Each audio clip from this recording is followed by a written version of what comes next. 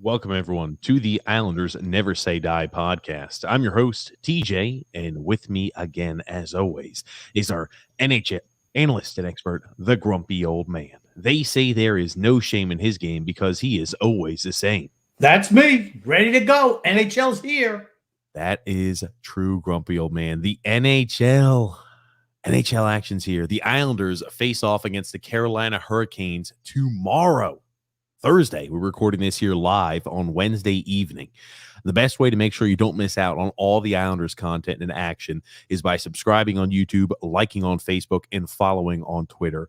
We do this podcast every single Wednesday evening, and Saturday evening at 8 p.m. Eastern Standard Time. That being said, if there is an Islanders game that day, let's say there's an Islanders game that starts at 6 o'clock Eastern Standard Time or 7 o'clock Eastern Standard Time. They don't start at 6 o'clock. They don't start at 6 o'clock Eastern Time. Let's say they start at 7 o'clock Eastern Standard Time. We go Or live 7:30. after. We go live right after the game on Wednesdays and Saturdays, no matter what. Very true. That is Post-game. right after the game, Grump. So you know where to get all the Islanders action right after the Islanders game on Wednesdays and Saturdays. That's for certain, Grump. When the anger is fresh. Why do you think the anger is going to be fresh, Grumpy? It's always great when it's fresh. Are you expecting there to be angry time periods, Grump? I think you're going to be more happy than angry this season. Yeah, I do too. But when I'm angry, I want to vent. Oh, as do many. And then on Saturday evenings, remember, guys, we're going to be bringing back the call-in section of the show. So we'll be bringing that back on a more consistent basis. That is for certain, Grump. I know that is a fan favorite as well, Grumpy. That being said, action started off last night. Man-oh-man, Pittsburgh pummeled the hell out of the Tampa Bay Lightning, even though they're missing Crosby and Malkin. We're getting a little bit of hockey action right off the bat. And we have to talk today, Grumpy, about our predictions for the regular season, going conference and division by division. Yeah, I'm excited. I did a little bit of homework today, started around 5 minutes to 8, and here we are ready to go. 8 o'clock. Let me ask you this, Grump. Now, how much homework is homework that you did? You know what I mean? I'm always interested. How much homework did you actually do? I just kind of threw the names into a hopper and, like B15, hey, 27, something like that, like bingo. I just pulled them out random. What's up, Scott? And hey, everybody who's feeding in. So Grumpy, I want to start off, number one, division by division. I want to hear right off the top what you think is the Metro is going to look like this year. Oh, want to go right to the Metro? Okay, forget the rest of the league. Let's go right to the Metro. That's cool. Okay, Grumpy. Let's you know what? Let's start off. We'll start off on the West Coast. Grumpy wants you. Let's start off with the Central Division, Grumpy. The Arizona Coyotes, the Chicago Blackhawks, the Colorado Avalanche. I'm going to go ahead and pull it up, so you're going to have a little visual aid for this here. Oh, that's good. I do need that. I was about to say. So we're going to have that pulled up real quick. Boom. So you're going to have that. Now, if we're looking here at the Central Division, Grumpy, I want to know how you think the cards are going to lie. How you think that, the chips are going to fall on the table, that is, Grump. Well, just looking at that table right there, I say that's the closest that Arizona is going to get to first place is right now when there's no games played. And I'm going to do so. Everybody likes to go from first to last. I'm going to go from last to first, kind of build it up, as we're going through. I say for 8th place, I'm going to go with Arizona. So we might as well just flip that on its head. Arizona is going to be in 8th place. After that, Nashville. I'm going to go with Nashville. I think they have a really good defense, but I've been kind of underwhelmed. They seem like a team in a state of a flux right now. And then I'm going to go with St. Louis Blues. And maybe I'm just doing that because I hope they fall out of the playoff race. And maybe Vladimir Tarasenko gets broken loose for the Islanders to potentially pick him up for 7 first-round draft picks, Matt Barzal, and 8 number 2s. Then I'm going to go with I had Chicago at the number 5 spot. Wow. I think they will be a little bit better. They have Seth Jones and Marc-Andre Fleury, which should make them a little bit more sound on the back end. But I still don't think they're ready to take that next notch. How healthy is Jonathan Taves? Then we go with Dallas. Why Dallas at number 4? Well, last year they were banged up quite a bit. Remember, it's only a year removed from them being Stanley Cup finalists. So that's why I threw them at number 3. Number 2, I'm going to go with Winnipeg. And that's only because I talked with the guy who does the Winnipeg podcast, so I figured I'd throw him some love today. But they are really good offensively, and if Hellebuck has a good year in goal, they could surprise. But number 1 is no surprise. It's going to be Colorado Avalanche. I don't think there's any surprise there. Okay, so I don't disagree here at the bottom. I think I'm going to go a little different. I think Colorado going to be number 1. I think Dallas, we're sitting there at number 2. I think Winnipeg, or actually thinking Blues 3, Winnipeg 4. I'm thinking the Blues. I'm telling you, I've got a feeling about the Blues this year. And again, struggled, year after year, but I feel like this might be a little bit of a bounce back there for them. And I'm sorry, Grump. Go ahead. Can I say one thing? Did I mention Minnesota? I don't think I did. I had Minnesota in 3rd position. Why? Pretty much because they lost Zach Parise. I figure that's going to make their team better. Oh, there you go. You got 2 different number 3s on your board, Grumpy. I've got Minnesota. I've got Minnesota there close after Winnipeg. Funny, the Nashville Predators, Philip Tomasino, one of the 3 amigos, Grumpy old man, made the opening night roster. They're still pretty dreary and miserable. But again, I've got the Blackhawks then ahead of the Predators and the Arizona Coyotes. Yeah, that's cool. I mean, here's the thing. If we're looking at this division as a whole, I mean, top heavy, everybody's going to say the Colorado Avalanche are, your sweethearts, your darling, because everybody loves the way they've played here as of recent. They think they're ready to take the next step. Towards the bottom end of the table, I think this is a relatively... This is not the strongest division in all of hockey. If we're putting this on division ranking, I think this is the 3rd hardest division in hockey. Yeah, I'm going to say that also. I mean, and not that everyone's jumping on the Colorado bandwagon like I am, but it's a cakewalk division for them, honestly. So, here's the thing. They're not going to be battling all year. They can rest guys if need be. I feel that they're probably this year's Stanley Cup winner. Really? Yeah. Okay. So you're making the early declaration that I shot my load early.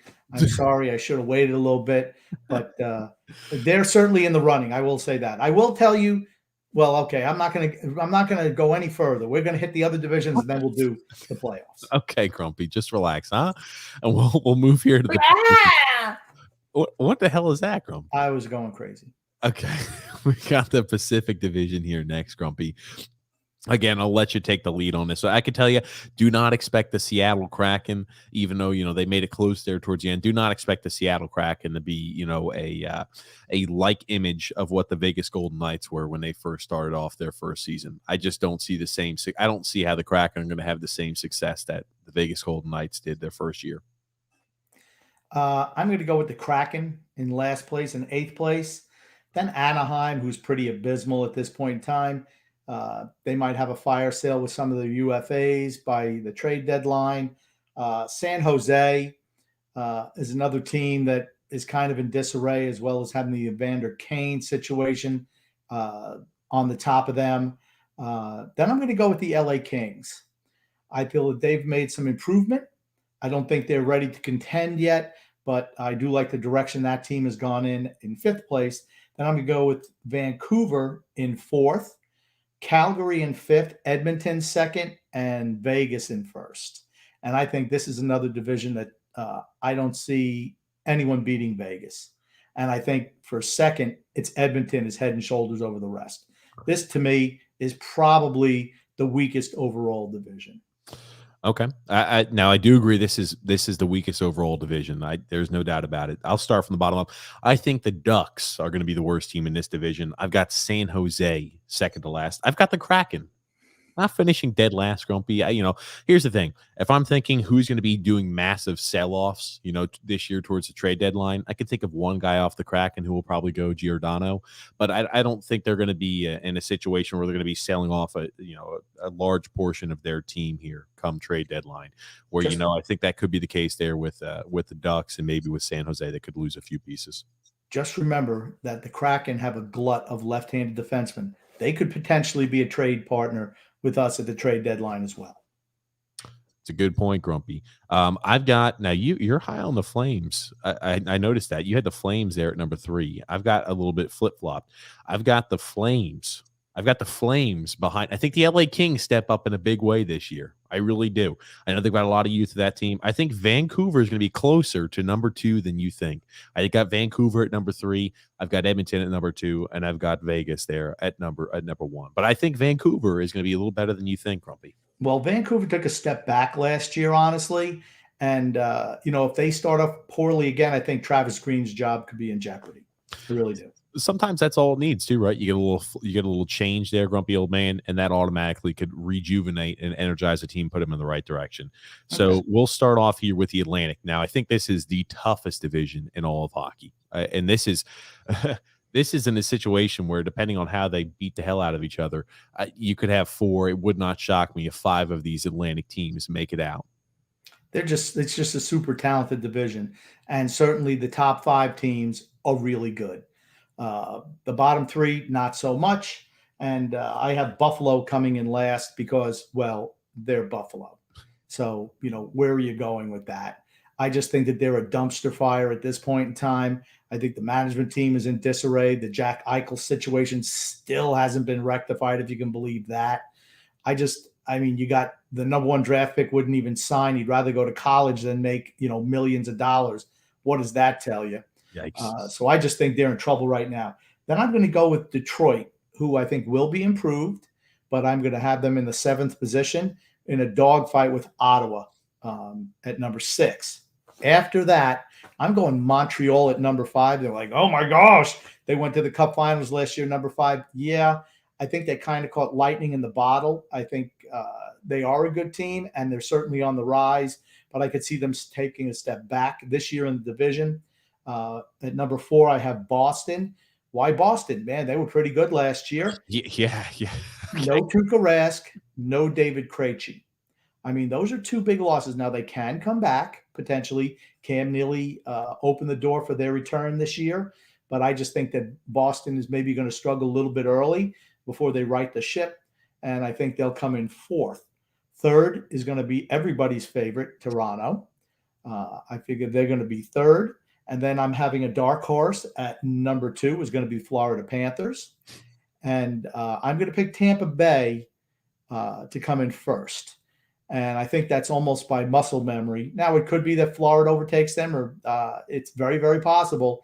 But I'm not going to say the 2-time Stanley Cup champions are not going to win the division this year. Fair enough, even though they didn't win last year. I've got a similar layout for you. I've got Tampa at number 1. I've got Boston at number 2. I know, even though you're saying, hey, Tuukka Rask is out, that's a big loss. That's true, right? They've got Jeremy Swayman in that. And, the time period that we saw him last year, through all facets of his game, whether it was in Providence there for the in the AHL, whether it was in for the Boston Bruins last year for the 10-11 games he played, or even this year in preseason, he's looked stellar. His numbers have always been good. He's always impressed me. I've got Boston at number 2. I've got Florida at number 3. I've got Toronto at number 4. I'm telling you, that is a very, very tough division. And if you have a weakness like our defense still isn't ironed out, we hemorrhage goals going the other direction. We still don't have a goalie really we can rely upon. You're going to struggle in that division. I think those weaknesses are going to get exposed. I've got Montreal in number 5 as well. I think you're right. I think they did catch lightning in a bottle. I've got Detroit at number 6. I think Detroit takes a big step forward. And I think next year, ladies and gentlemen, mark this down now, Detroit next year, not this year for 2021, 2022, but the 2022, 2023 season, the Detroit Red Wings are making the playoffs in 2022, 2023. And I've got Ottawa. I've got Ottawa at 7 and then Buffalo at 8, Grumpy. Okay. I'm not looking forward to next year yet. We still have a whole year to get potentially an Islander Stanley Cup. Wouldn't that be wonderful? I just don't think Detroit's ready yet. Okay. I'm saying they're going to take a little bit of a step forward. I think next year they will be a playoff caliber team. Not terrific, but a playoff caliber team. And now the moment everybody's been waiting for, the Metro Division, grumpy old man. Why don't you tell me your Metro picks first, and then I'll follow up with mine? Oh, look at you, Grumpy. Fair enough. I've got Carolina at number 2, right? I've got the Islanders as winning the division. But here's the thing. We talked about which divisions were hardest. I think this is the second toughest division. And maybe I just have a bias against the West because I've got the two West Coast divisions. I've got them at 3 and 4. But I think it's going to play a few different ways. It's important to notice that as many items as I will bring up there for other teams, falling off the cliff, maybe like a Pittsburgh, maybe like a Washington Capitals, the Islanders are in a similar situation to where they are an older team as well. So, as much as I will say, when will Sidney Crosby fall off? When will Alexander Ovechkin fall off? When will Chris Letang start falling off? When will Malkin start falling off? You could say the same thing about a plethora of the older Islanders as well. So, take that with a grain of salt. I've got the Islanders right now winning the division. Woohoo! Here we go, Grumpy. I've got the Islanders, Grumpy Old Man, as winning the division. Not by a long margin. And this is a division where I think this is one of the tougher divisions to predict. Maybe it's because we're Islander fans and we watch all their games and all the Metro competition, but I've got the Islanders winning the division. Well, I just think that it's a very, very competitive division. I'm not saying the best teams are in the division, but I said, top to bottom, the team, well, not at the bottom, but for the most part, you have, probably 6 teams that could be competing for the playoff berths. So I think that makes us the deepest division in all of hockey. Like I said, I don't think it's the best division, but it's certainly the most balanced, shall I say. I've got though the New York Islanders winning the division. You want to hear this for a little bit of a curveball, Grumpy. I've got the Washington Capitals at number 2. I've got the Pittsburgh Penguins at number 3. I've got the Carolina Hurricanes at number 4. Reason being, and again, I feel like I say this every single year with the Carolina Hurricanes. I know you're a big fan of the Hurricanes, Grump, and I know there's a lot of people touting on how much they love the Hurricanes. That being said, it would be reckless for us not to look at how much losing Nedeljkovic hurts them and how much losing players like Dougie Hamilton hurts the Carolina Hurricanes. And last year, you're right, you've got a young nucleus, you're growing together. On defensive side of the puck, when you lose a goaltender who puts up numbers the way he did, and you're losing, a top pairing defenseman in Dougie Hamilton, and you're replacing him with, compared to Hamilton's ability, used parts, I think you're going to take a step backwards on the back end. So I know everybody's touting how much they love the Carolina Hurricanes. I like the Hurricanes too, but I think they're 4th. I think they're 4th in that division. I know you probably will not agree with me there, Grumpy Old Man. You're right. I won't. At number 5, I've got the Rangers. I've got Philly at 6, Grumpy Old Man. At 7, I've got the Devils, and at 8, I've got the Blue Jackets. But this is a tough division because, right, it's either going to go one or two ways for the Philadelphia Flyers. It's either going to work out in their favor, and Alain Vigneault is going to look like the mastermind he is by, helping create this, reforming this team and putting more heart in the team, or they're going to fall flat on their face. So you could be looking at, the Philadelphia Flyers sitting at a 3 or 2 spot and, or just being just a complete bust. So this is a tough division, though, Grumpy Old Man, to predict. Yeah, without a doubt. I wanted to pick the Flyers last because I hate them so much, but honestly, I couldn't.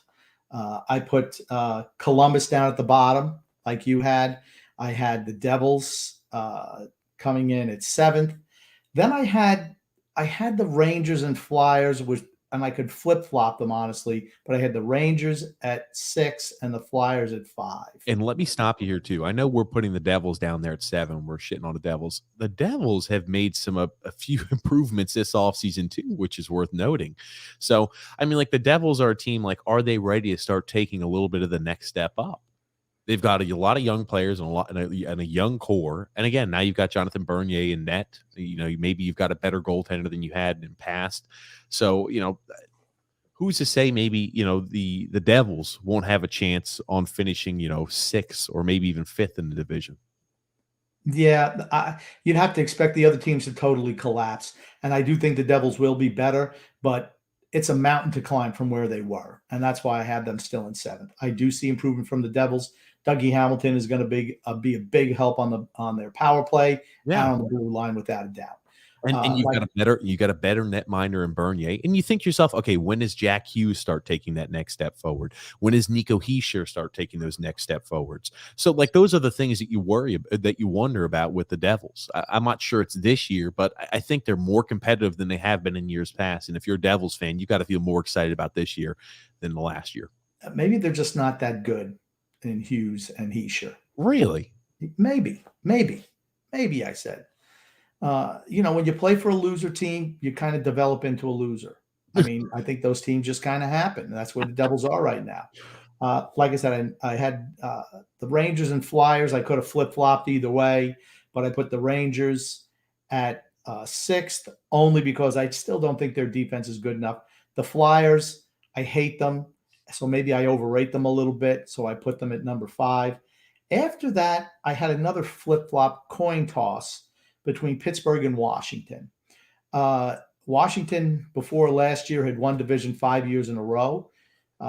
Pittsburgh won last year. And Pittsburgh played well last night. One game doesn't, mean much of anything, but they did come out and they seem to play well, even if they're missing Malkin and Crosby. So I always find it interesting because, well, gosh, they're old and, they're going to fall off the cliff. And I'm like, well, gosh, everyone's saying the Islanders should win division. And really, we're in the same boat as those two teams age-wise. But I do feel I'm going to go Pittsburgh at 4, Washington at 3. And then I had another coin flip for 1 and 2. And I picked the Islanders to come in second. And mostly just for superstition, because I feel if they pick them first, they're not going to win. So that's why I put them at second.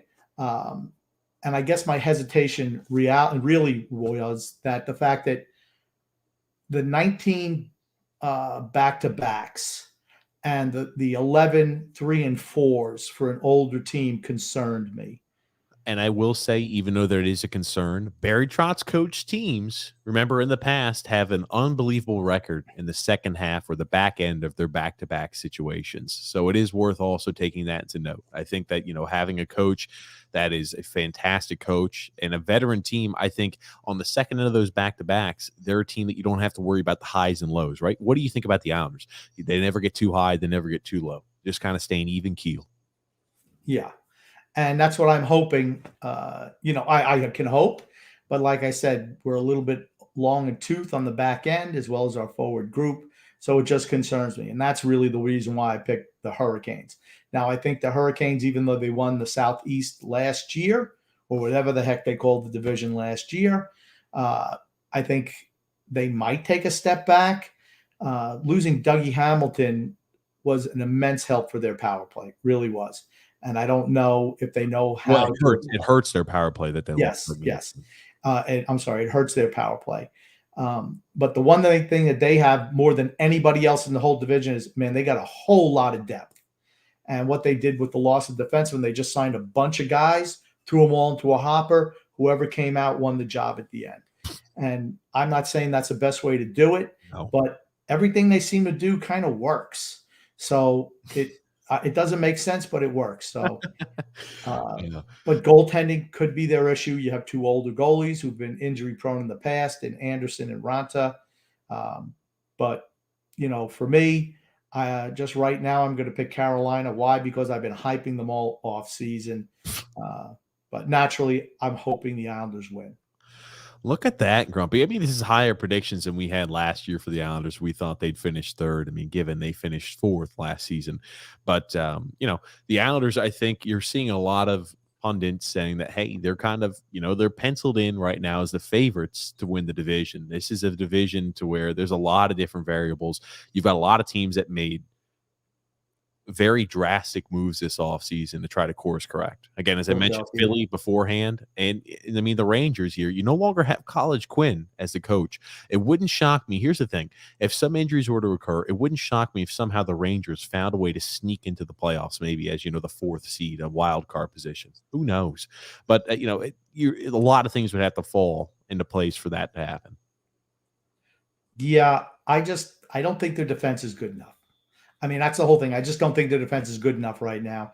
I think they're offensively, they're going to be much improved. I think the young kids are really starting to step their game up. It's going to make them dangerous offensively, and particularly with the speed aspect. But still, you have to be able to play defense in the NHL.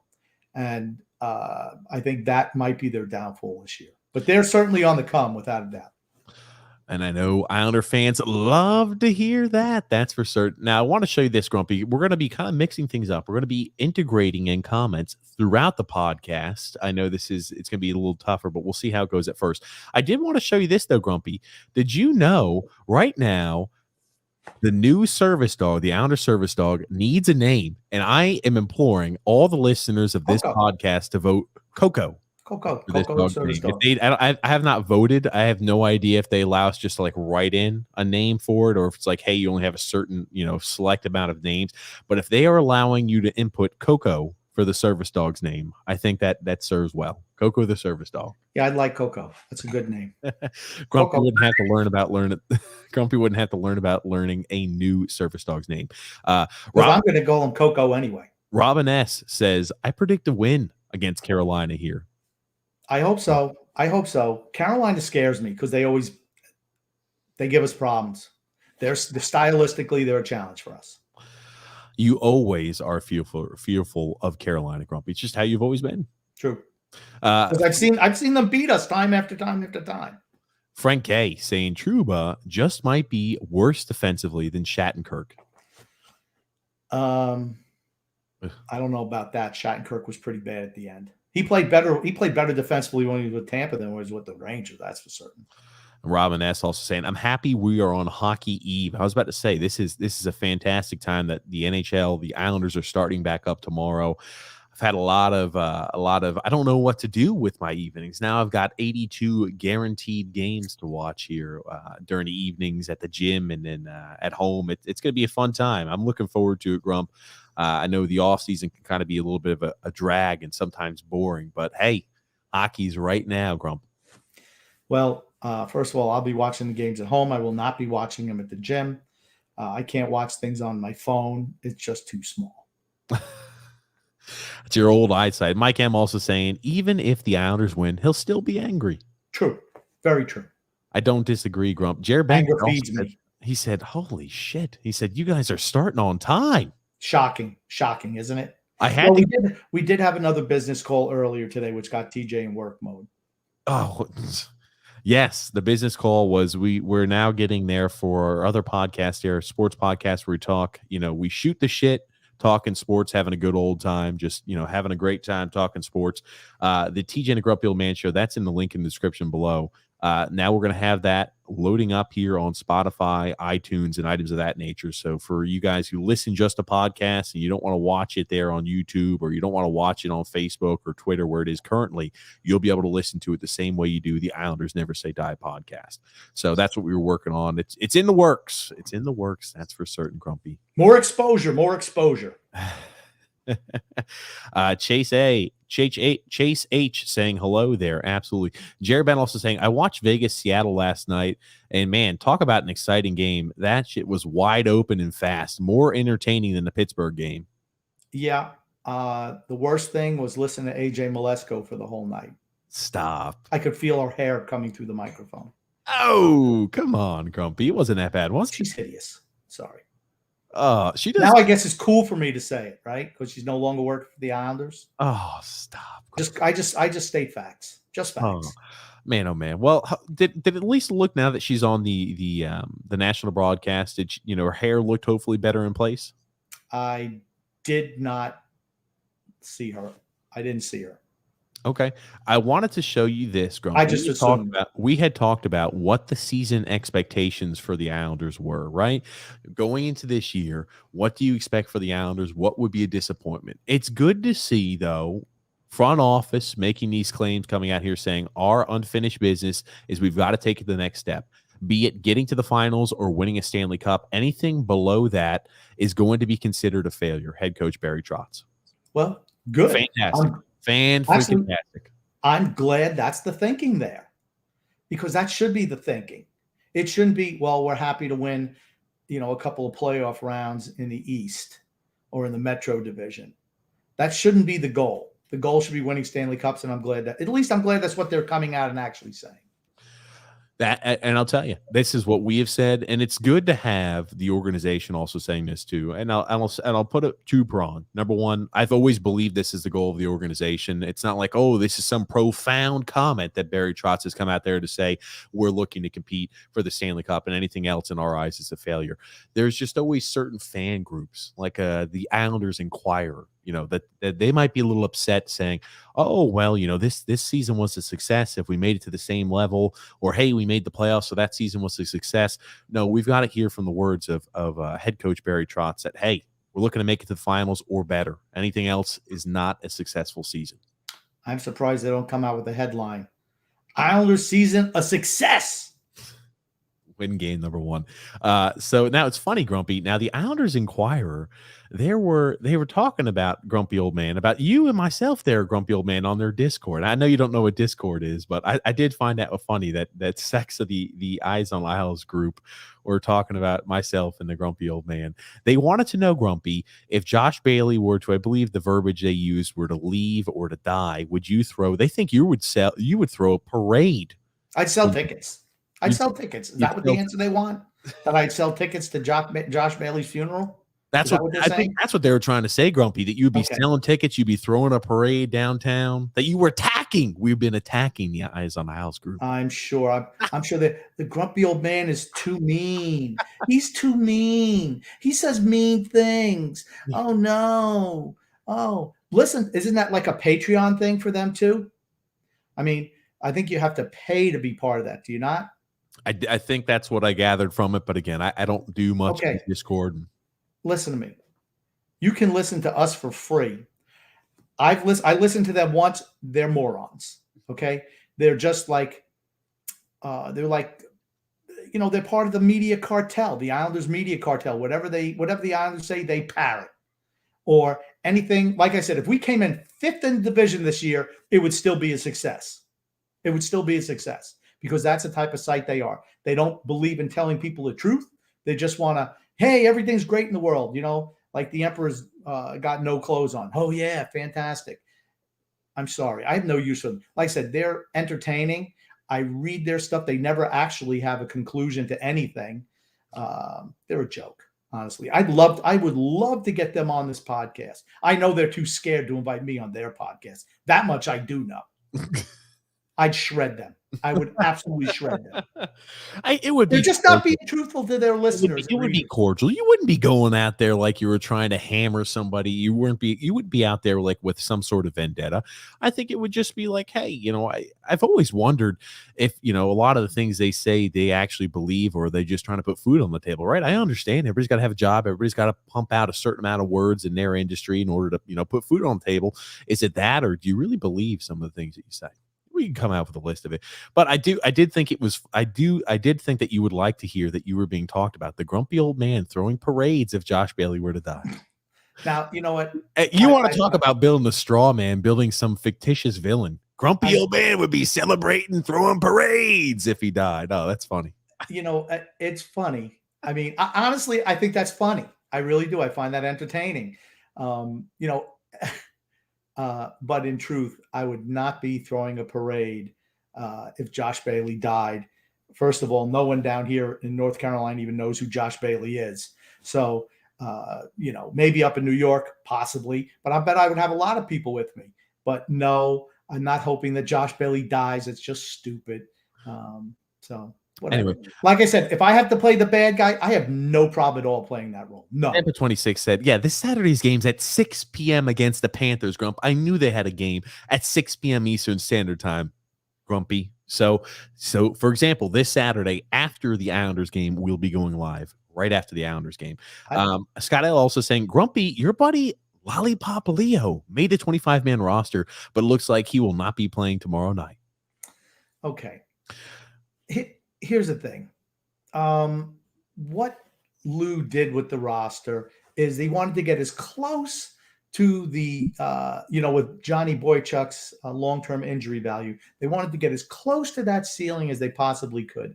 And I think they got within like $6,000, $7,000, which is really smart. So they, here's the thing. Everyone's saying, oh, Lou is so smart. He's playing chess, 3D chess. Everybody else is playing in the dirt.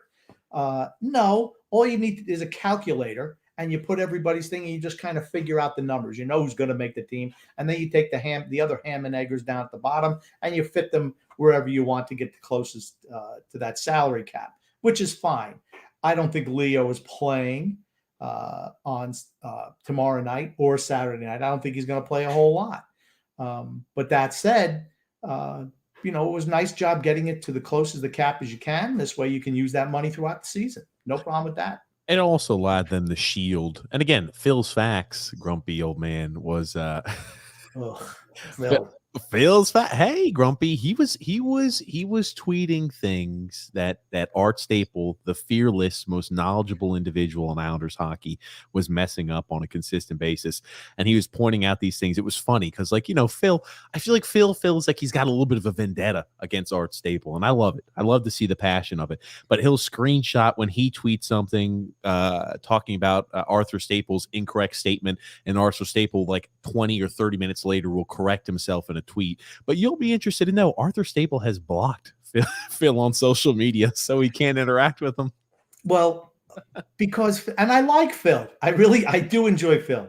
He's really good with his facts, but no one wants to be called out like that. And Phil's usually pretty spot on with his facts. I'm going to give him credit for that. He's boring. But, we've had him on our podcast. Some members say that he puts them to sleep. He's like human Ambien. I don't know. But I certainly enjoyed having Phil on the podcast. I thought he certainly brought value without a doubt this offseason. For certain he did. I couldn't agree more. And then Chase H said Barzal will put up 80+ points. Now, I don't think this is a bold prediction. I agree with this, Grumpy. I don't see him scoring 80 more than a point a game. Not on this team, I don't. Really? No, I don't. I think we're still going to struggle scoring. Right now, we're a one-line team. That's what we are. In the one line he happens to be on. Well, you know what? If he scores 80+ points this year, he deserves to be in the MVP conversation. Playing on this team, with the way that we play the game, the way our system is, it would be incredible. Here's the thing. I don't think he's going to be scoring, 100+ points. I think it's possible for him to score 82, 83, or 84 points. I really do. Even though this is not a system that promotes a lot of high-flying offense and a lot of scoring on the sheets. That being said, I think he has looked fantastic. And I think Kyle Palmieri, as much as we've talked about, I'm not gonna bag or rag on Jordan Eberle because he did change the style of his game. I think Kyle Palmieri is more of a fit for the Islanders style of hockey. And I think with Anders Lee back in the lineup, I think we're really going to be able to see what that can do for Matt Barzal. I don't think it's far-fetched to believe that he may score 80+ points. Yeah. I guess the way I look at it is when you're a one-line team and really a one-player team, if I was another team, I'm saying we're going to stop Matt Barzal. Let some of the other ham and eggers try to beat us. Let some of the Jags try to beat us. We're not going to let that kid go out there, do his magic, and lead the team in scoring. I do want to stop you when you say we're a one-line team. I call bullshit on that, Grumpy. Again, maybe one line is significantly better than the other lines in talent that we see on the ice and entertainment value. One line is much more entertaining than all the other lines that we have. But the second line, when they get going and when Anthony Beauvillier plays his style and he is really creating, it's nothing that, is considered a slouch for a second line. And our third line, again, once everything gets going in the right direction, because Jean-Gabriel Pageau, I don't think necessarily stood all that much out in preseason. I don't think Zach Parise or Oliver Wahlstrom did. But when that line gets clicking, you've got, and again, the fourth line, don't get me started on them. But those are three really solid lines I think that can produce consistently. And I think it's not a one-line team. I don't agree with that point. Okay. I'm willing to give Zach Parise the benefit of the doubt, considering how horrid he looked in the preseason. Maybe it takes an old guy like that 2, 3, 4 weeks to get into the season. I don't know. He was toast in Minnesota. I don't know why people expect him to be better here, honestly, going away from a team that actually played offense to a team that doesn't play any offense. It's all about defense. I don't know how you're expecting him to produce more, honestly. That's fine. I thought J.G. Pageau underwhelmed in the preseason. We know what he's going to bring. Wahlstrom, is going to have to fight for his job. All you're hearing now from numerous people, of course, the pro Islander sites, is the that Islanders media cartel. Just yeah, how it is, bro. he's at risk for losing his job and getting sent down. Really? Who are you going to put in his place? I mean, all the kid does is score goals. Who are you going to put in his place? I know it's not going to be Kiefer Bellows. You know, who's going to be Michael Del Cole, Leo Komarov. How's that going to improve your team? I mean, we'll see. And the second line, that's the Beauvillier line, because I don't consider it Croc's line. And you got the human anchor there on the right-hand side, Josh Bailey, soon to be deceased Josh Bailey. Goodness gracious. The parade boy. The parade boy. He's gone. I just wish he was traded. That's all. Well, I will be interested to watch. And it's funny, right? I talked about one of the three amigos earlier, talking about trades, talking about, missed opportunities. It's funny. All three of the three amigos made their NHL roster in their opening night lineup. And Simon Holmstrom is going to be, cemented in the A. And again, albeit Philip Tomasino is playing for a less than stellar, a less than average Nashville Predators team. Arthur Kaliev is playing for a below average Los Angeles Kings. Connor McMichael, though, is playing for a very robust Washington Capitals team. So, all three of those guys did make the NHL roster in the opening night lineup there for their respective teams, or projected to.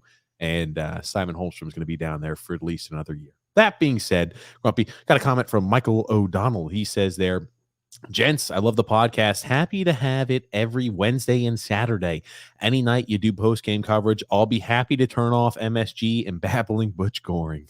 Well, get ready, because Saturday night, we're going to be on right after the game. And hey, here's the thing. I can tell you we will be more entertaining. That much I can guarantee you. We will be more entertaining.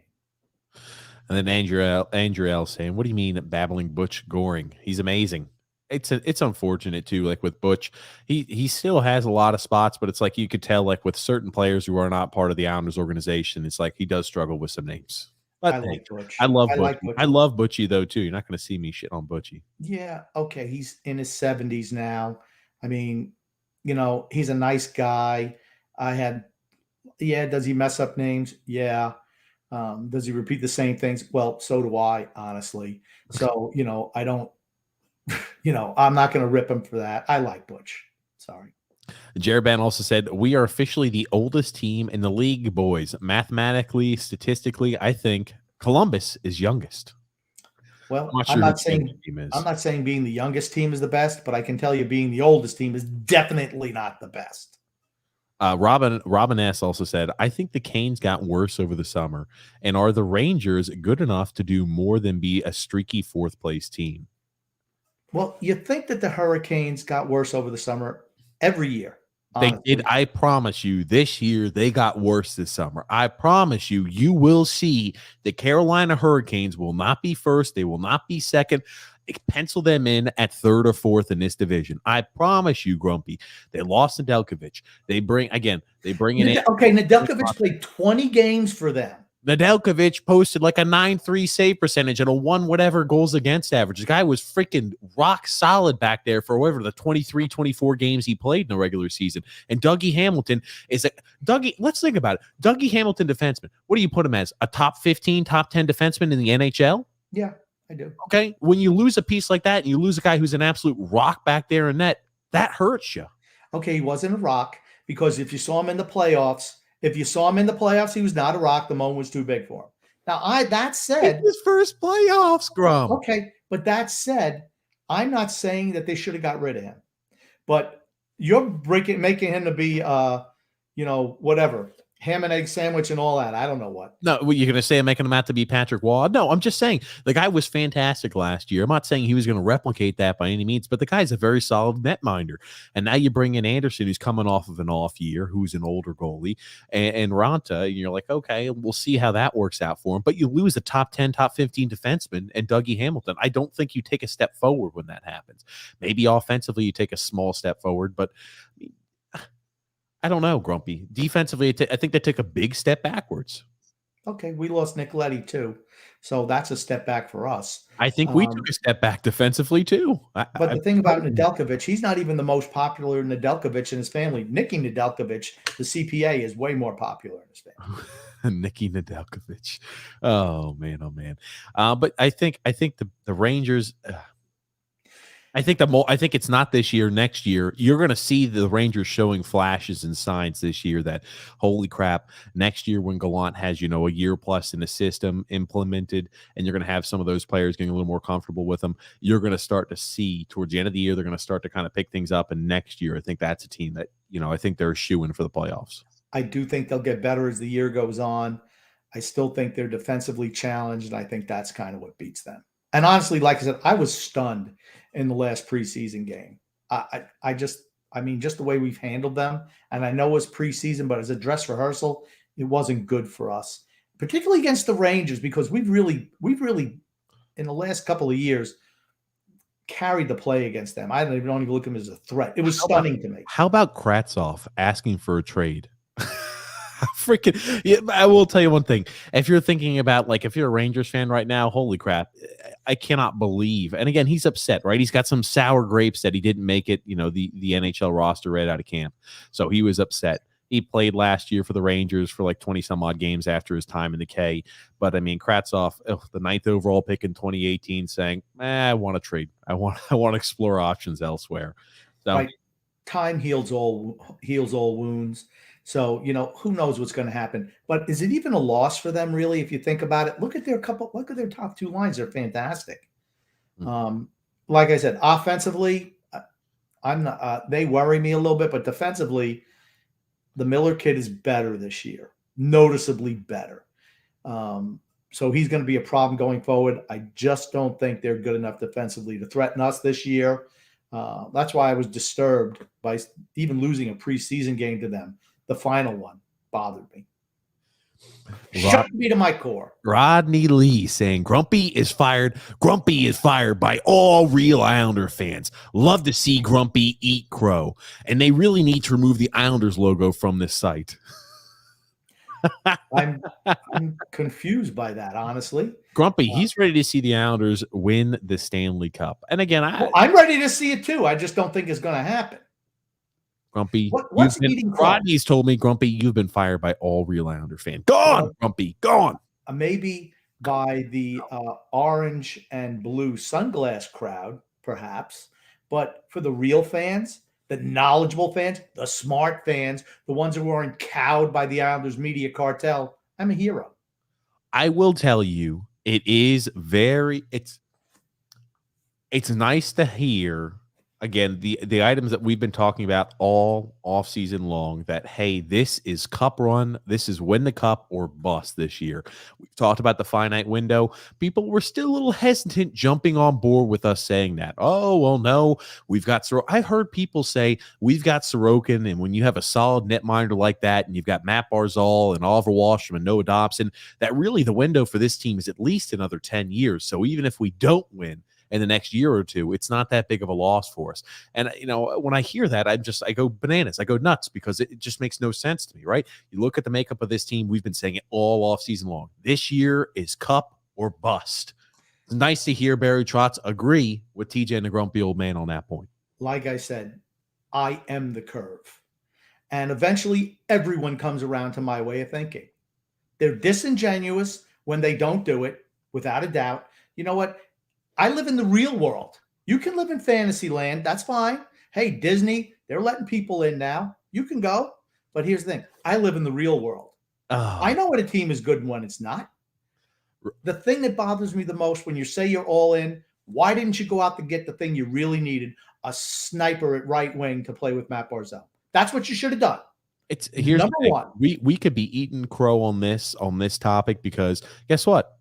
Vladimir Tarasenko could come back, re-injure his shoulder, or could come back and never look like the same player he is after 3 shoulder surgeries. And we will then applaud the New York Islanders for making the right decision. Then again, ladies and gentlemen, there also is the alternate reality, or the alternate situation, to where if Vladimir Tarasenko goes out there and lights it on fire and returns back to the way he had played in the past, and his shoulder looks healthy, ooh, Oh, ladies and gents, we're going to kick ourselves all year long if that's the case. The only thing that would offset that is a cup. So, I always hate being in a situation to say what could have been if we address the need of XYZ. To, what was that, Rodney? Yeah, Rodney. I'm going to tell you right now, if the Islanders had acquired Vladimir Tarasenko and dumped Josh Bailey for the return, I would be predicting them to make the Stanley Cup Finals. I'm going to tell you right now, that's what we need. And we didn't do it. So to me, it's same old, same old. We've taken a step back defensively with the loss of Nicoletti, and we're just treading water on that third line. Here's the thing. Your third line is not going to make or break a Stanley Cup team. But when we could have got Tarasenko in all hockey, trust me, it will, Grumpy. Okay. If we could have got Tarasenko, that makes us, right up there as a contender, because it's what we need. And we just didn't do it. I just think it was foolish. If you're all in, you should have been all in, not halfway in. I do not agree with you on us not being Stanley Cup competitors. I've said it all off season long. You don't make it to the Eastern Conference Finals in back-to-back years by mistake. And I know you're going to say, "Whoa, we played against injured Tuukka Rask. We played against, one-armed Tristan Jarry." Grumpy, I will say this though. You look at it, I want you to remove the hatred glasses, right? You talk about the orange and blue sunglasses.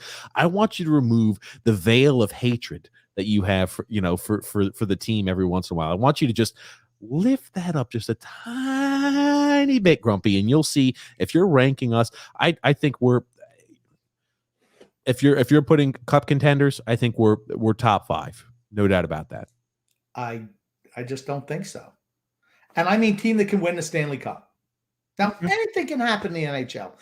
When the Carolina Hurricanes won the Cup back in the Wayback Machine, I think 2013, whenever it was. I don't even know when it was. It was a long time ago. No, it was 2000. Was it 2000? I thought it was like 2008, 2007. It was a long time ago. Long time ago. Everything broke right. All the big teams got knocked off early, and they were able to win the Cup. Good for them. Doesn't happen every year. Most years it doesn't happen, honestly. So I just looking at everything logically. Sorry, Rodney, I'm believing in logic here. And I see TJ now trying to tell me, "Oh, I should be doing this. I should be doing that." You know what? Why don't you go podcast with the Islanders Inquirer? You fit right in. Oh, I fit right in with the glad-hander such as yourself. That's grand, Grumpy. That puts a smile on my face because that couldn't be further from the truth. I wouldn't have no problem, Grump. They would not invite you to podcast, Grumpy, because I think you're a little bit more bombastic. I think they're a little more for the even keel fans. That being said, Grumpy old man, Mark A said we might be disappointed with Zach Parise. I don't think so. I don't have high expectations for Zach Parise. I think 10 to 15 goals is a safe assumption for him. I'm not expecting him to light the world on fire. I'm not expecting him to be great defensively. I'm not expecting him to be the Zach Parise of old. I'm expecting him to be better than what we saw of the Leo Komarovs, better than what we saw of the Michael Del Coles. Defensively, he will not be as good as those two individuals are. Offensively, you hope they can offset the lack of defense. Okay. What's the role of the third line on this team? What's the role? Play defense. That's what Barry wants to do. I don't know, what would you consider a disappointment? 0 goals? I guess that would be disappointing. I just don't expect anything from him, honestly. I think Kiefer Bellows is a better player. Right now at this stage of his career, he is a better player. Kiefer Bellows, right, doesn't play defense. Well, guess what? Zach Parise doesn't either. But Kiefer Bellows has a better shot than Zach Parise. And I don't hate Zach Parise. I just think he's finished. And there's nothing wrong with that. He's had a long, illustrious career. I just loved it how everyone said all these glad-hander TJ-like Islander sites come in and say, "Oh, Zach Parise, he couldn't have worked. Having him on any other team would have been a flop. But he comes to the Islanders, and it's going to be a success." That's just stupid. I'm sorry. You're an ignoramus when you say that. Sorry. Robin Stewart also said, "I agree. Green is the first coach to be fired if they are limping at the end of November. That aside, Canucks are a playoff team." I think so too. Think about where they were 2 years ago with that young core. Travis Green. Okay, I'm going to throw I hate to do it, but I'm going to throw the COVID excuse in there. Perhaps that was a problem with Vancouver last year. But here's the thing. They have to come out of the gate strong, without a doubt, or he's gone. I firmly believe that. And then also Toronto, do they have the answer in net yet? No. Jack Campbell is opening night goalie. So the answer is no. Jack Campbell sucks. Freddie Anderson is better than Jack Campbell. I have always had a soft spot for Jack Campbell. I have, ever since he was drafted. I think it was by the Dallas Stars. I've always thought his play was, and again, it took him a long time in order to find his way as a consistent NHL goaltender. I think he's better than you think, Grumpy. No, he's not. He's not. He's terrible. Wasn't he the goalie when they lost to Montreal? Yes. Okay, thank you very much. Oh, man, oh, man. Freddie Anderson, when healthy, is a better goalie than Jack Campbell. When healthy. Michael T said, good evening, gents. Good to see you. Good to see you too, Michael. Robin Stewart also saying, Florida, which Bobrovsky shows up? How good is Spencer Knight? And can Ekblad win the Norris? I can tell you one thing. Spencer Knight he's the real freaking deal. Spencer Knight, and you look at Florida, they're in a situation to where with Bob, they signed him to this huge freaking contract, and Spencer Knight fell into their lap, and you just think to yourself, okay, if you would have waited, on that one, or just said, hey, we've got a guy in the works, Spencer Knight can do it. I mean, Spencer Knight is everything as advertised. Yeah, he's going to wind up being the number one goalie. I feel by the end of the year. Does Bobrovsky get butt hurt over it? I don't know. But they could be a nice 1-2 tandem, right? Ekblad will not win a Norris Trophy. No, you got to remember, Hedman's in that division. He's not even the best defenseman in his division. Yeah, and again, like with Bobrovsky, I mean, he's getting up there in age. He's 33 years old this season, so maybe it is time for them to start splitting in like a 1A, 1B tandem. Tell me again, we talk about our tandem, a 1A, 1B of Varlamov and Sorokin being a deadly tandem. Could you imagine Bobrovsky and Spencer Knight when he comes into full form being a 1A, 1B tandem? Ooh, there's no such thing as a backup there. True.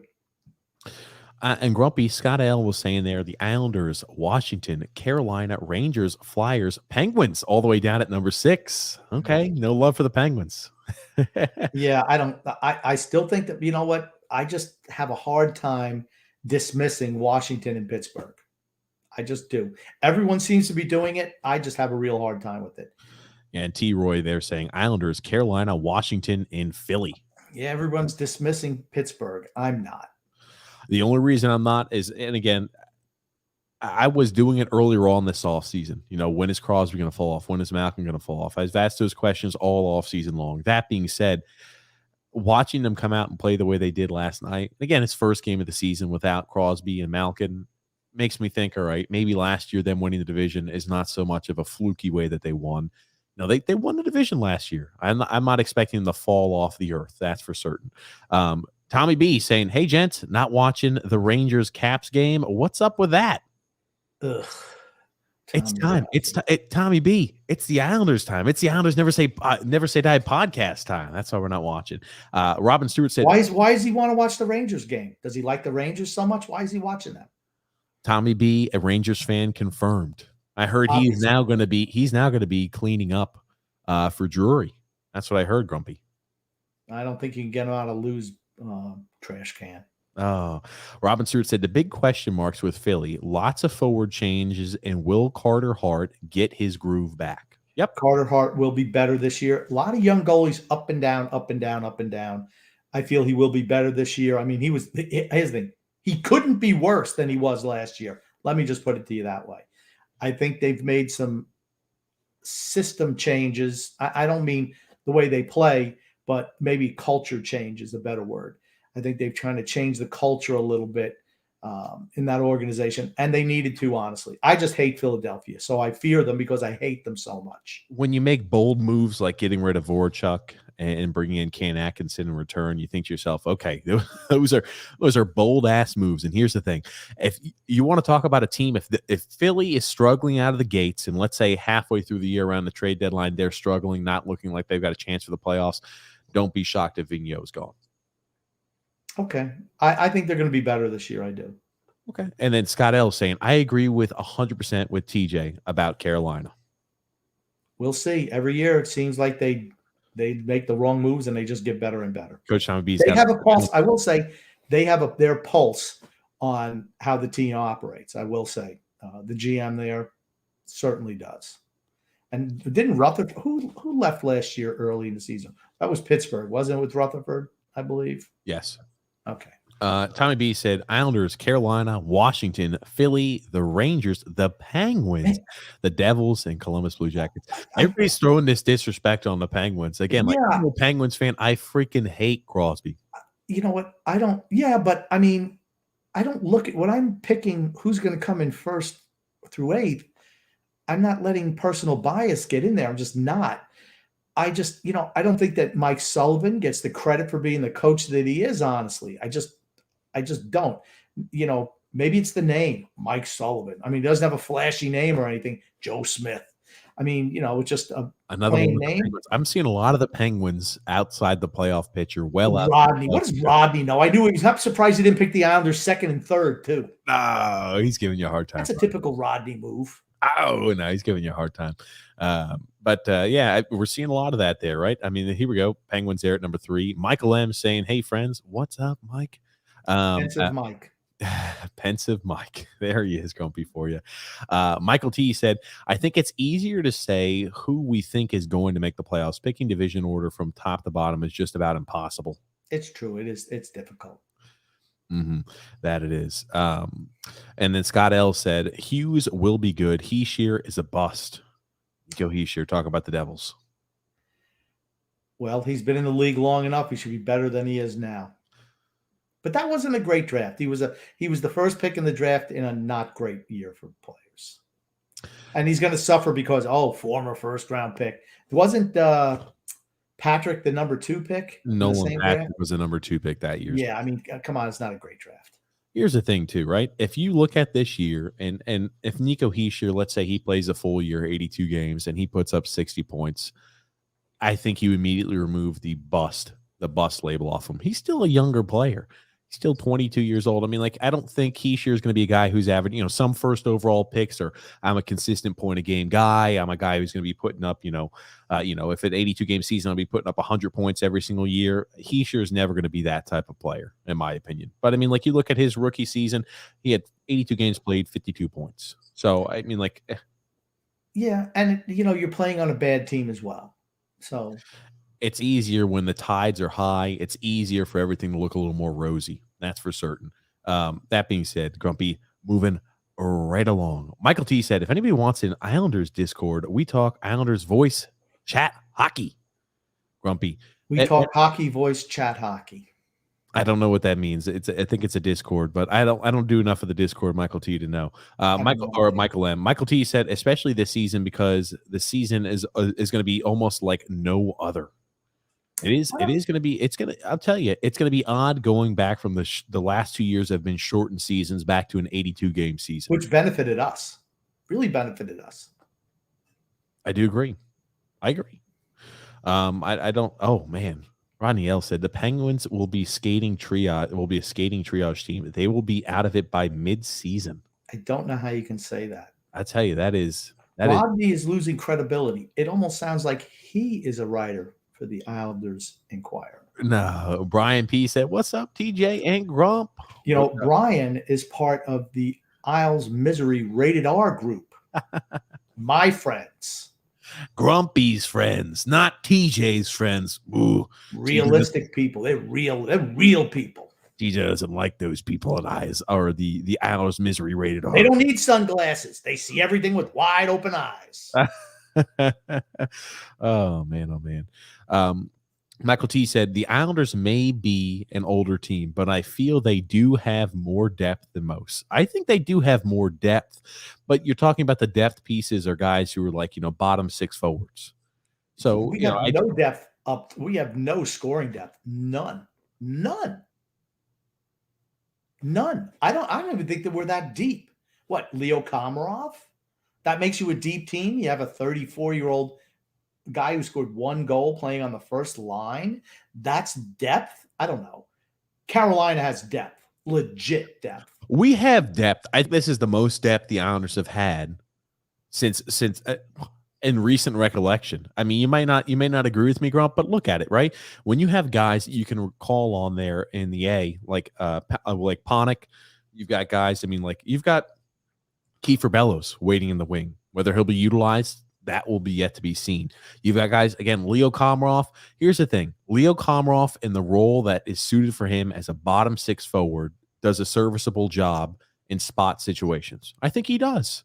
He's not a guy I expect to score. He's not a guy I expect to assist. He's a guy I expect to eat minutes and kill penalties. That's what I expect from Leo Komarov. In the bottom six role, he does an admirable job of that. He gets under player's skin. He cannot be a top six forward, but as a bottom six guy, he's a good depth piece. Let's be honest about that. He can fill in for a game or two.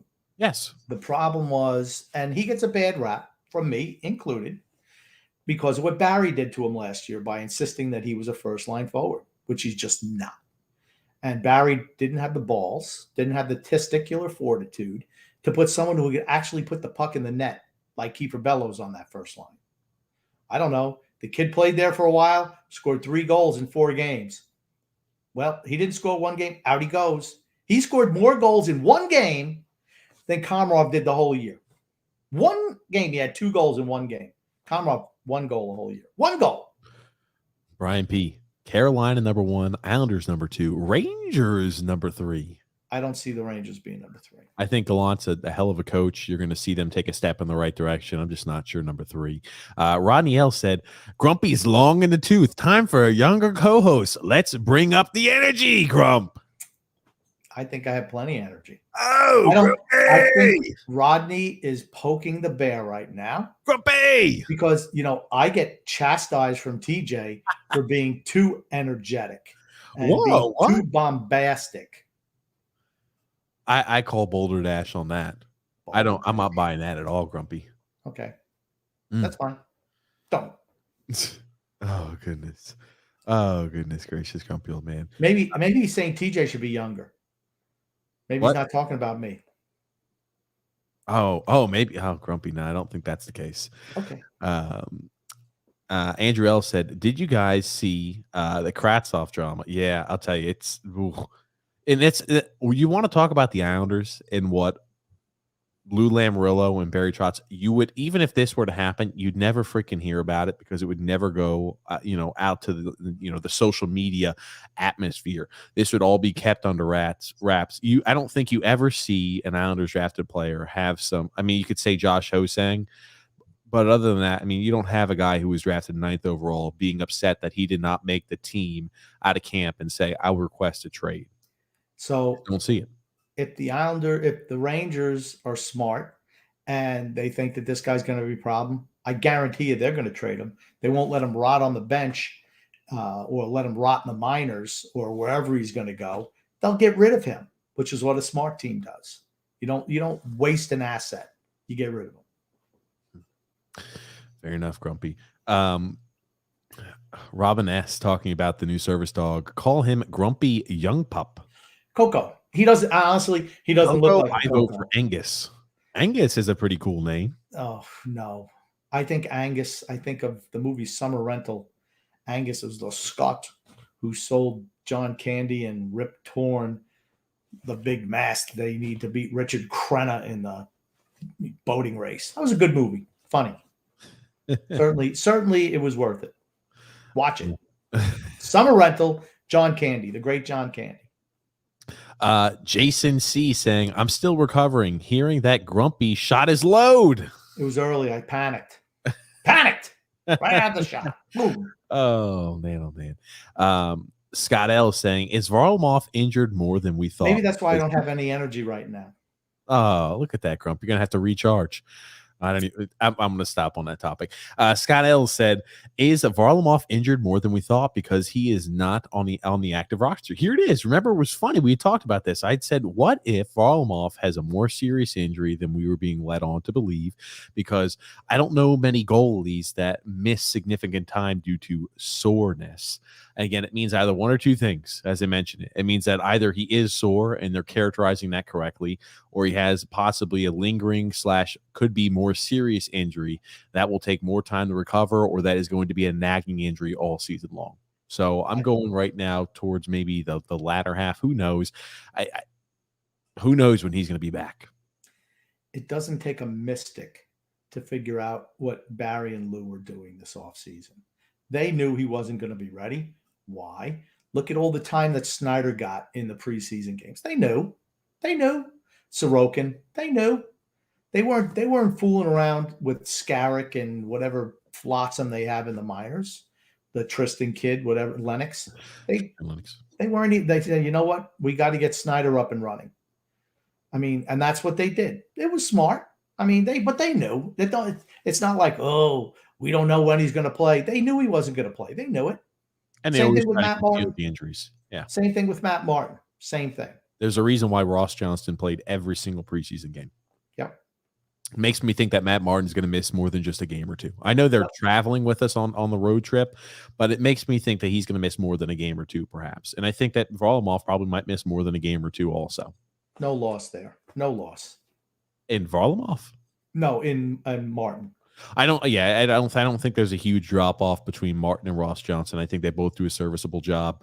That being said, Schneider, I don't feel too comfortable with him long term. And maybe for a start here or there, as long as it's not as long as it's not too badly injured, Varlamov we'll be okay. But man, oh man, I don't feel comfortable long term with Schneider in that. That's for certain. Yeah, me neither. You're gonna see Sorokin get as many games as possible. Yeah. I mean, I don't have a problem with that. He's young. He can do it. He's young. He can do it. Probably playing back-to-backs. How many games, right? Michael M. said, congratulations, guys. Thanks there, Michael, about getting our podcast there on the Apple, Spotify, Google Podcasts, items like that. That's TJ and the Grumpy Old Man Show. That being said, Grumpy, we do have an ad there from DraftKings. Another week of the NFL season means another shot to win big at DraftKings Sportsbook, an official sports betting partner of the NFL. New customers can bet just $1 on any NFL game and win $100 in free bets if either team scores a point. The last 0-0 tie in NFL history was in 1943. So I'd say this is a no-brainer. If Sportsbook isn't available in your state yet, DraftKings won't leave you empty-handed.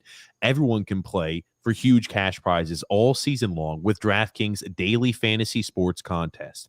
DraftKings is giving all new customers a free shot at millions of dollars in total prizes with their first deposit.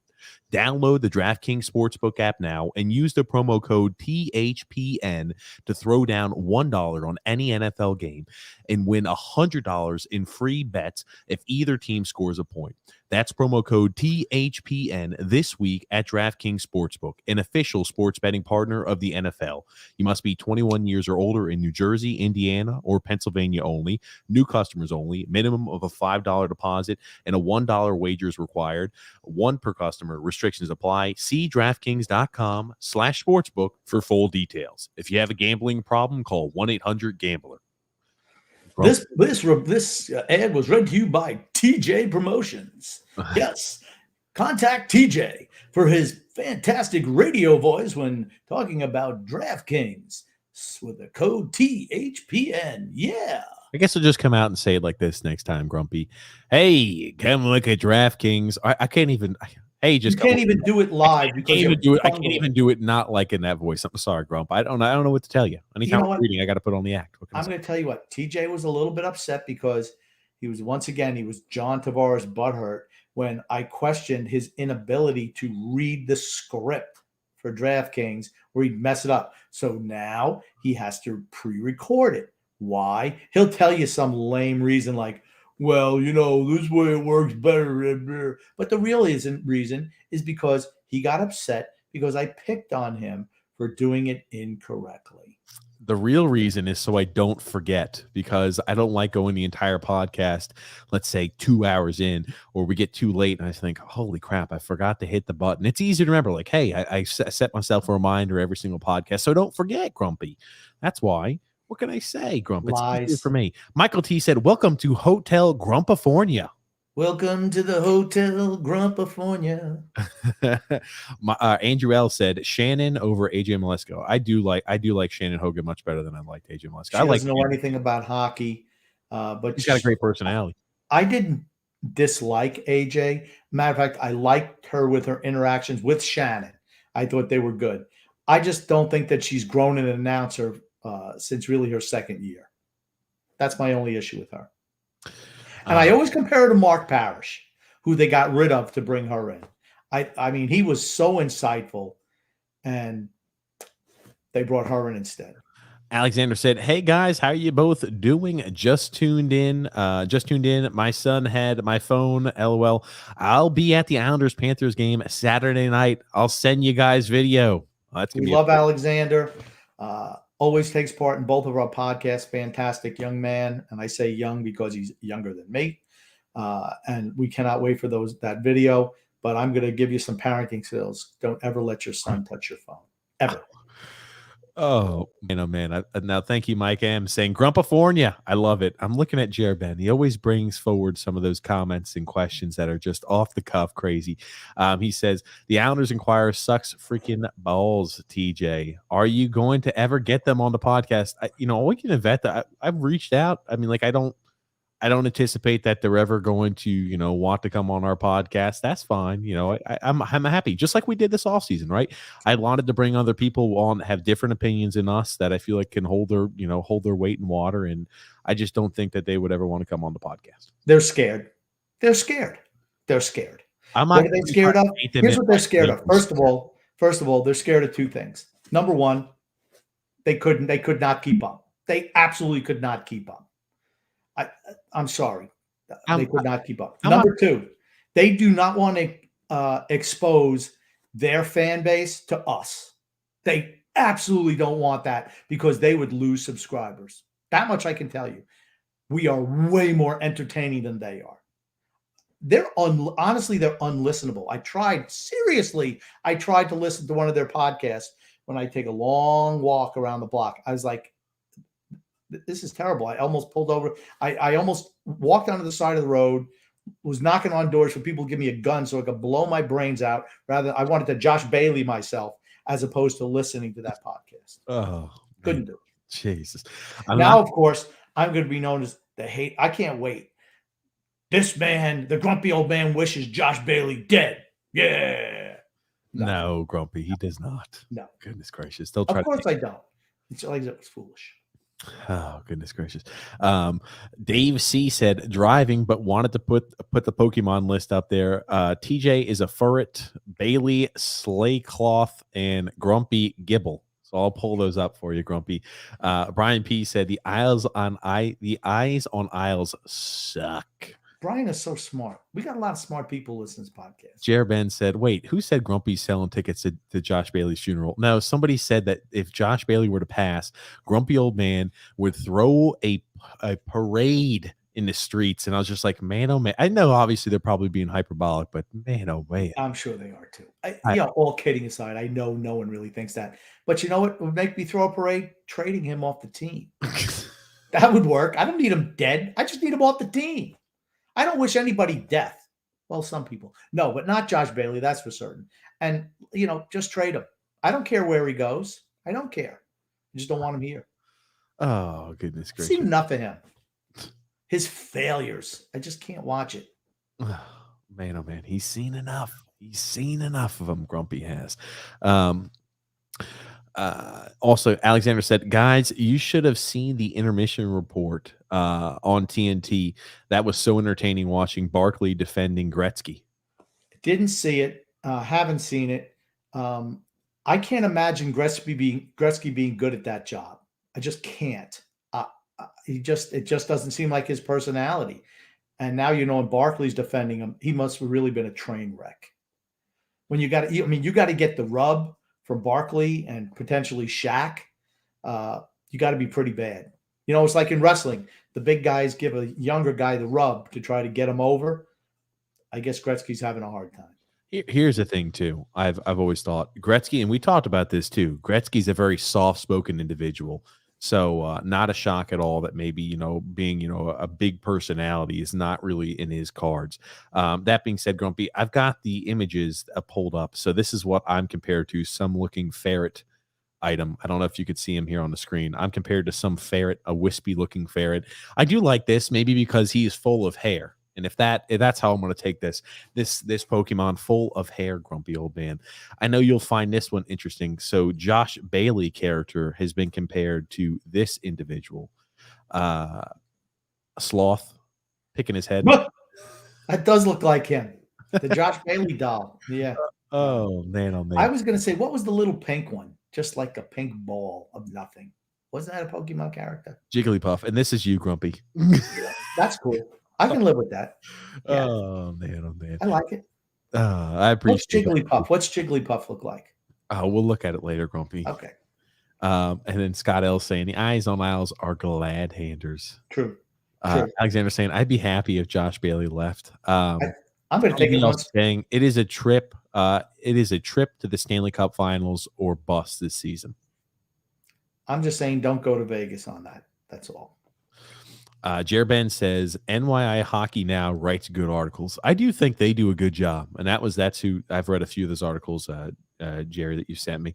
I think they do a good job. They present it both sides, I think, pretty well, and they don't necessarily say, "Hey, this type of trade would work well for us because if we traded away Leo Komarov, that would add some stability to the Edmonton Oilers, and Connor McDavid would really fit in well with the Islanders." No, definitely not the case. Just be realistic in the trades you put out there. Now, actually, I'm surprised that Jared Ben, and we know who he is, he's had many personalities, many different handles. I'm surprised he hasn't been banned and hasn't changed his name in the last week or two. Oh, look at that. I love it. He has a penchant for getting banned. I'm just going to say. He knows it. I mean, it's not news. Alexander also saying the eyes on Isles are a bunch of butt kissers. Mike M said the truth always hurts when you're brought down to reality. True. And here's the thing. Like I said, the previous one, what was the one before Mike M? Yes. They're not butt kissers. They're boot-licking weasels is what they are. Boot-licking weasels. Robin Stewart there saying, no parade, Grumpy? Maybe a float, though. Maybe a float. Oh, good. Maybe a float. Jeremy Ford there saying, good evening, fellas. Does Aho get a shot this year? Maybe roughly 54 games each for Chara, Green, and Aho, aside from any injuries that might arise. Now, they should do that. That would be a good move by Barry Trotz, and proactive as well, which he tends not to be, but it certainly would be. Why? Because this way you get Aho that experience throughout the season. So come playoff time, if you get an injury, which every team does come playoff time, everybody's banged up, you can slide him in and know what to expect. And of course, when he came in, he'd play with Scott Mayfield, and you'd have Green go up with Dobson when Chara sits. And, you could rotate those guys in just about every other night. And I think it would be smart. It keeps everybody fresh, reduces the injury risk for the older guys, and gives Aho some experience. That would be smart. Will it happen? I don't know. Well, I don't want to see the eighth defenseman ever playing on this team. Ever.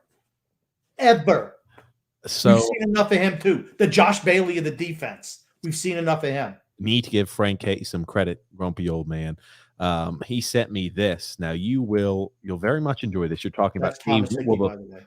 I know who the defenseman is, and we all know it's Thomas Hickey. They asked Lamar. Now, Frank K, thank you for saying this. They asked Lamarillo how confident he is that Chara and Green can play 75-plus games. He said, you're talking about two elite athletes who don't allow their age to get in the way because of the shape that they're in. I don't have any concerns about them as we do our other players. Oh, hold on. I just think that's coach speak. That's GM speak. Okay. For certain, there's no way in hell you're expecting those individuals, Andy Green and Zdeno Chara, to play 75-plus games in a regular season. Okay. I think Chara in particular, I'm not going to speak to Andy Green. Yes. A fantastic athlete, always keeps himself in shape. It's not being in shape. It's the fact that your game has slipped and you can't skate anymore. It's not about if you're in shape or not. It's the fact that you can't skate anymore. Maybe that should have been the question. Lou, does the fact that Zdeno Chara can't skate anymore, is that a concern to you? Or do you have no more concerns with any of the other players on the team being able to skate either? Because look at that Rangers game. It looked like nobody on the team, with the exception of 13, was able to skate. What do you think his answer would have been to that? Banished. Take away his press pass. Send him the way of the grumpy old man. No press pass for you. No press pass for you, Grumpy says. Oh, funny. Coach Tommy B said, plugged you gents on Monday night for this week's show. Keep up the good work. Thanks, there, Tommy B. He was doing his intro there as well, talking about what he expected this season, Grump. And the line's pretty much with ours, except he has Pittsburgh as well falling off the map a little bit. I don't understand everyone thinking Pittsburgh's going to fall off the planet. I just, like I said, until it happens, I'm not going to. Here's the thing. Is Pittsburgh the team they were in their Stanley Cup years? No. Last year, they were a goalie away from potentially going to the semifinals because Tristan Jarry was awful. That's the reason why we beat them. The only reason they didn't have a goalie last year. And I was surprised they went into this year with the same goalie. Maybe they think we're going to double down on bad. He can't possibly be as bad as he was in the playoffs last year. I beg to differ. Oh man. Well, Coach Tommy B, we also saw him on TV. He's got Coach Baffy's Corner. They do live, and again, I'm not sure when the next one is, but we saw. I don't know why you're pumping this guy all the time. He's one of your little glad-hander pals. That's why. Oh goodness, come.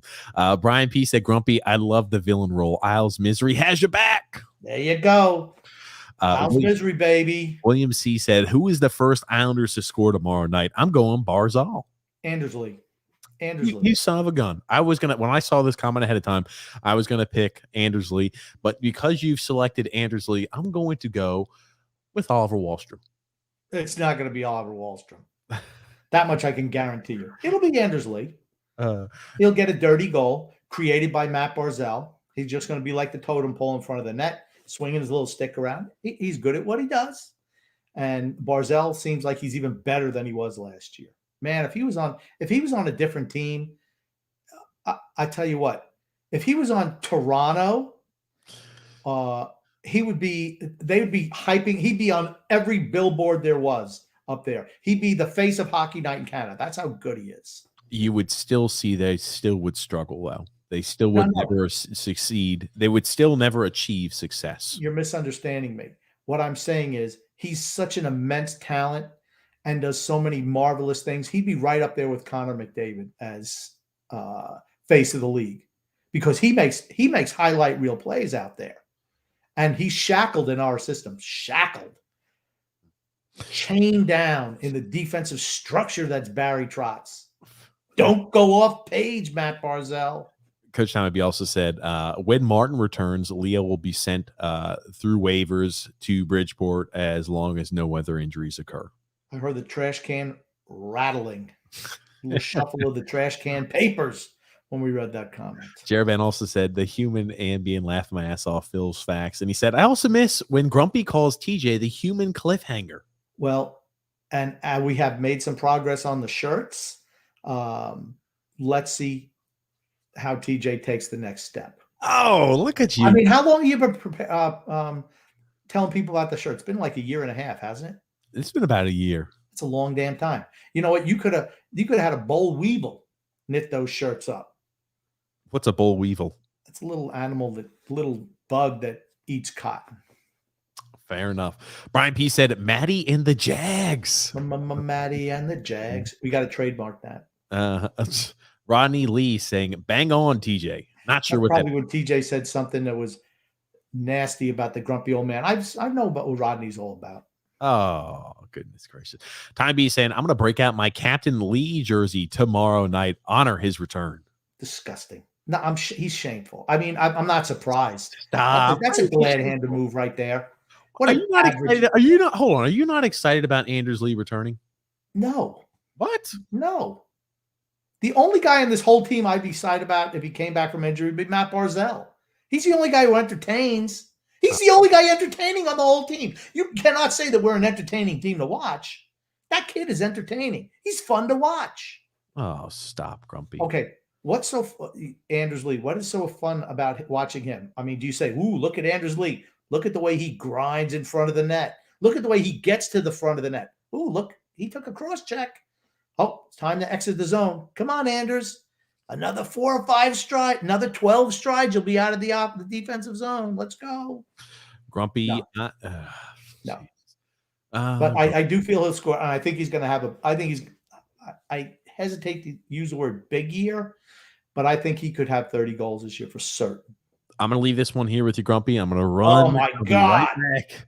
Time No for problem. a pit stop, bathroom break. Alexander, I'll let you read it too, Grumpy. Okay, here's the comment from Alexander. Grump, I disagree with you with us being a one-line team. I do believe we are a four-line team. Well, technically, we are a four-line team. We do play four lines. Now, do we have the greatest talent? Definitely, but we're a four-line team. When I say we're a one-line team, I mean a line that can consistently score on a regular basis. And that's what I mean. The second line is totally predicated on if Anthony Beauvillier is hot and driving that line. And he's not been consistent. The third line, sorry, it's not there yet. And the fourth line is what it is. But the bigger issue here is TJ having to go to the bathroom during the podcast. Now, I got lectured today before the podcast saying, you better go pee, grumpy old man. I don't want to see you have to get up and go to the bathroom during the podcast. Only I'm allowed to do that. So I took care of business before the podcast. And here's TJ.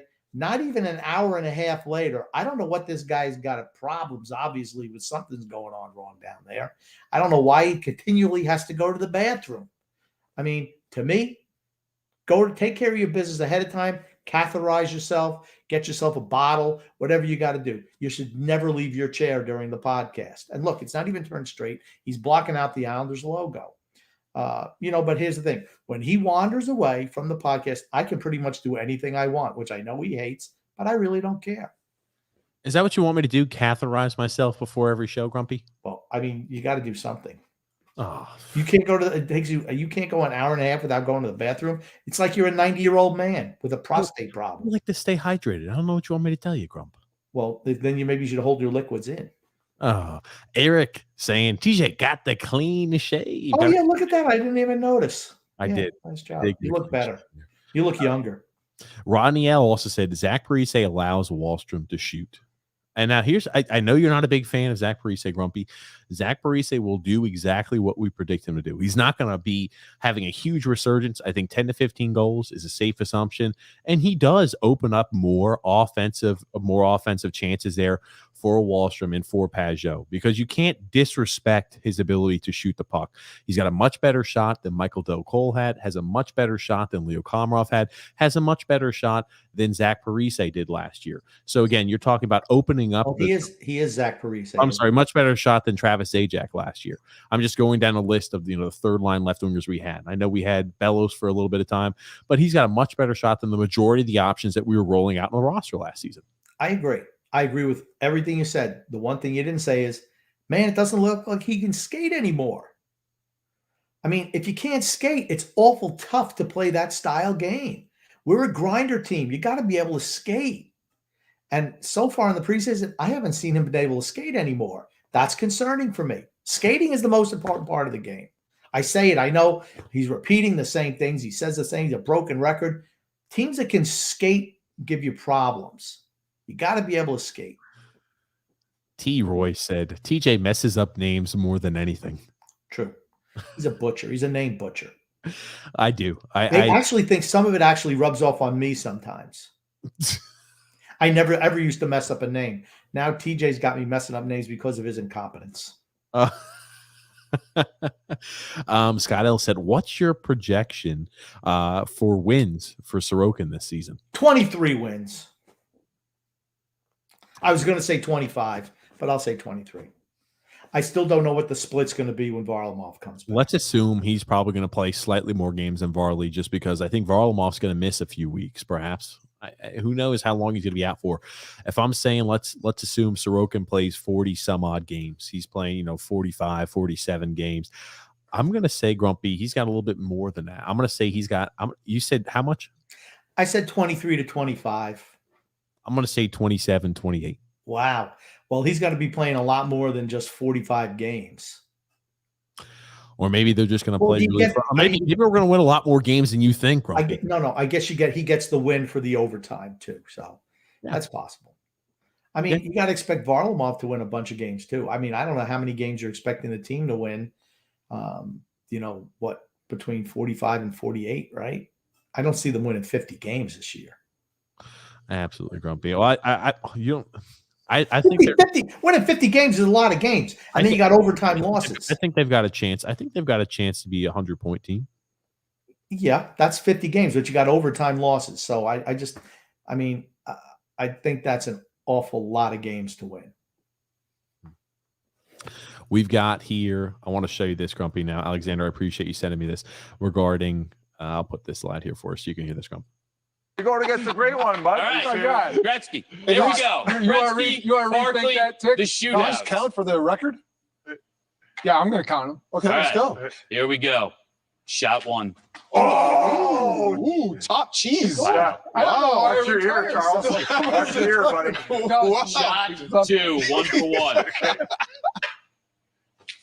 You got a piece. got it. Piece. Where's my two? I need two. I got you.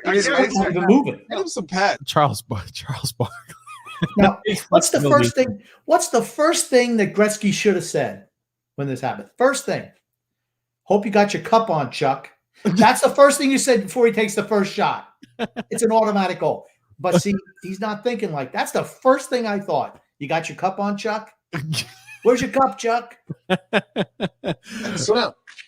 Yeah, there we go. Hang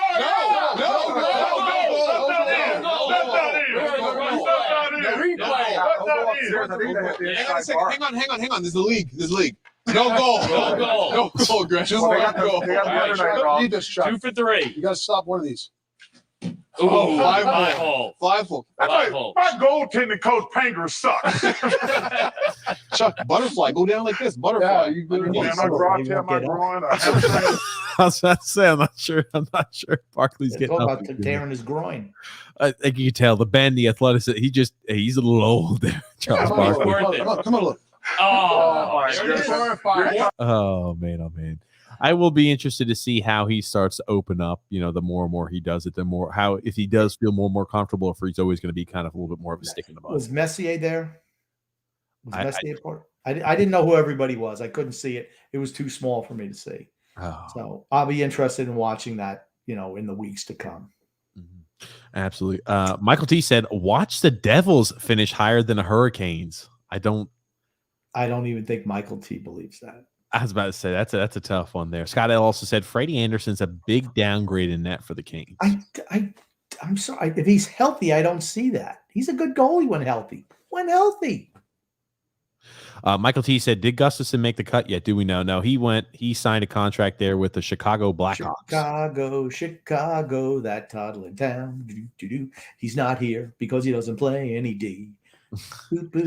Bye, Gustafson. You really suck. I'm glad you're gone. I'm really glad. He was the pebble. Talking Mike. Yeah, Mike M saying he was the pebble. Alexander also saying, if I were the Islanders, I would make a call to the Rangers about Kravtsov. No way. And Brian Peel said I'd take him. There's no way. Why would the Islanders trade for him? He's young and he plays offense. There's no need for him on this team. We're in win now mode, and what realistically do we think he can produce? We already have a young right winger who is meh. We'll see how much you stapled to the third line is what you wanted to say, not where his talent lies. Why is he not on the second line as a guy on an offensive line? Put Bailey, that useless dog, on the third line where he belongs.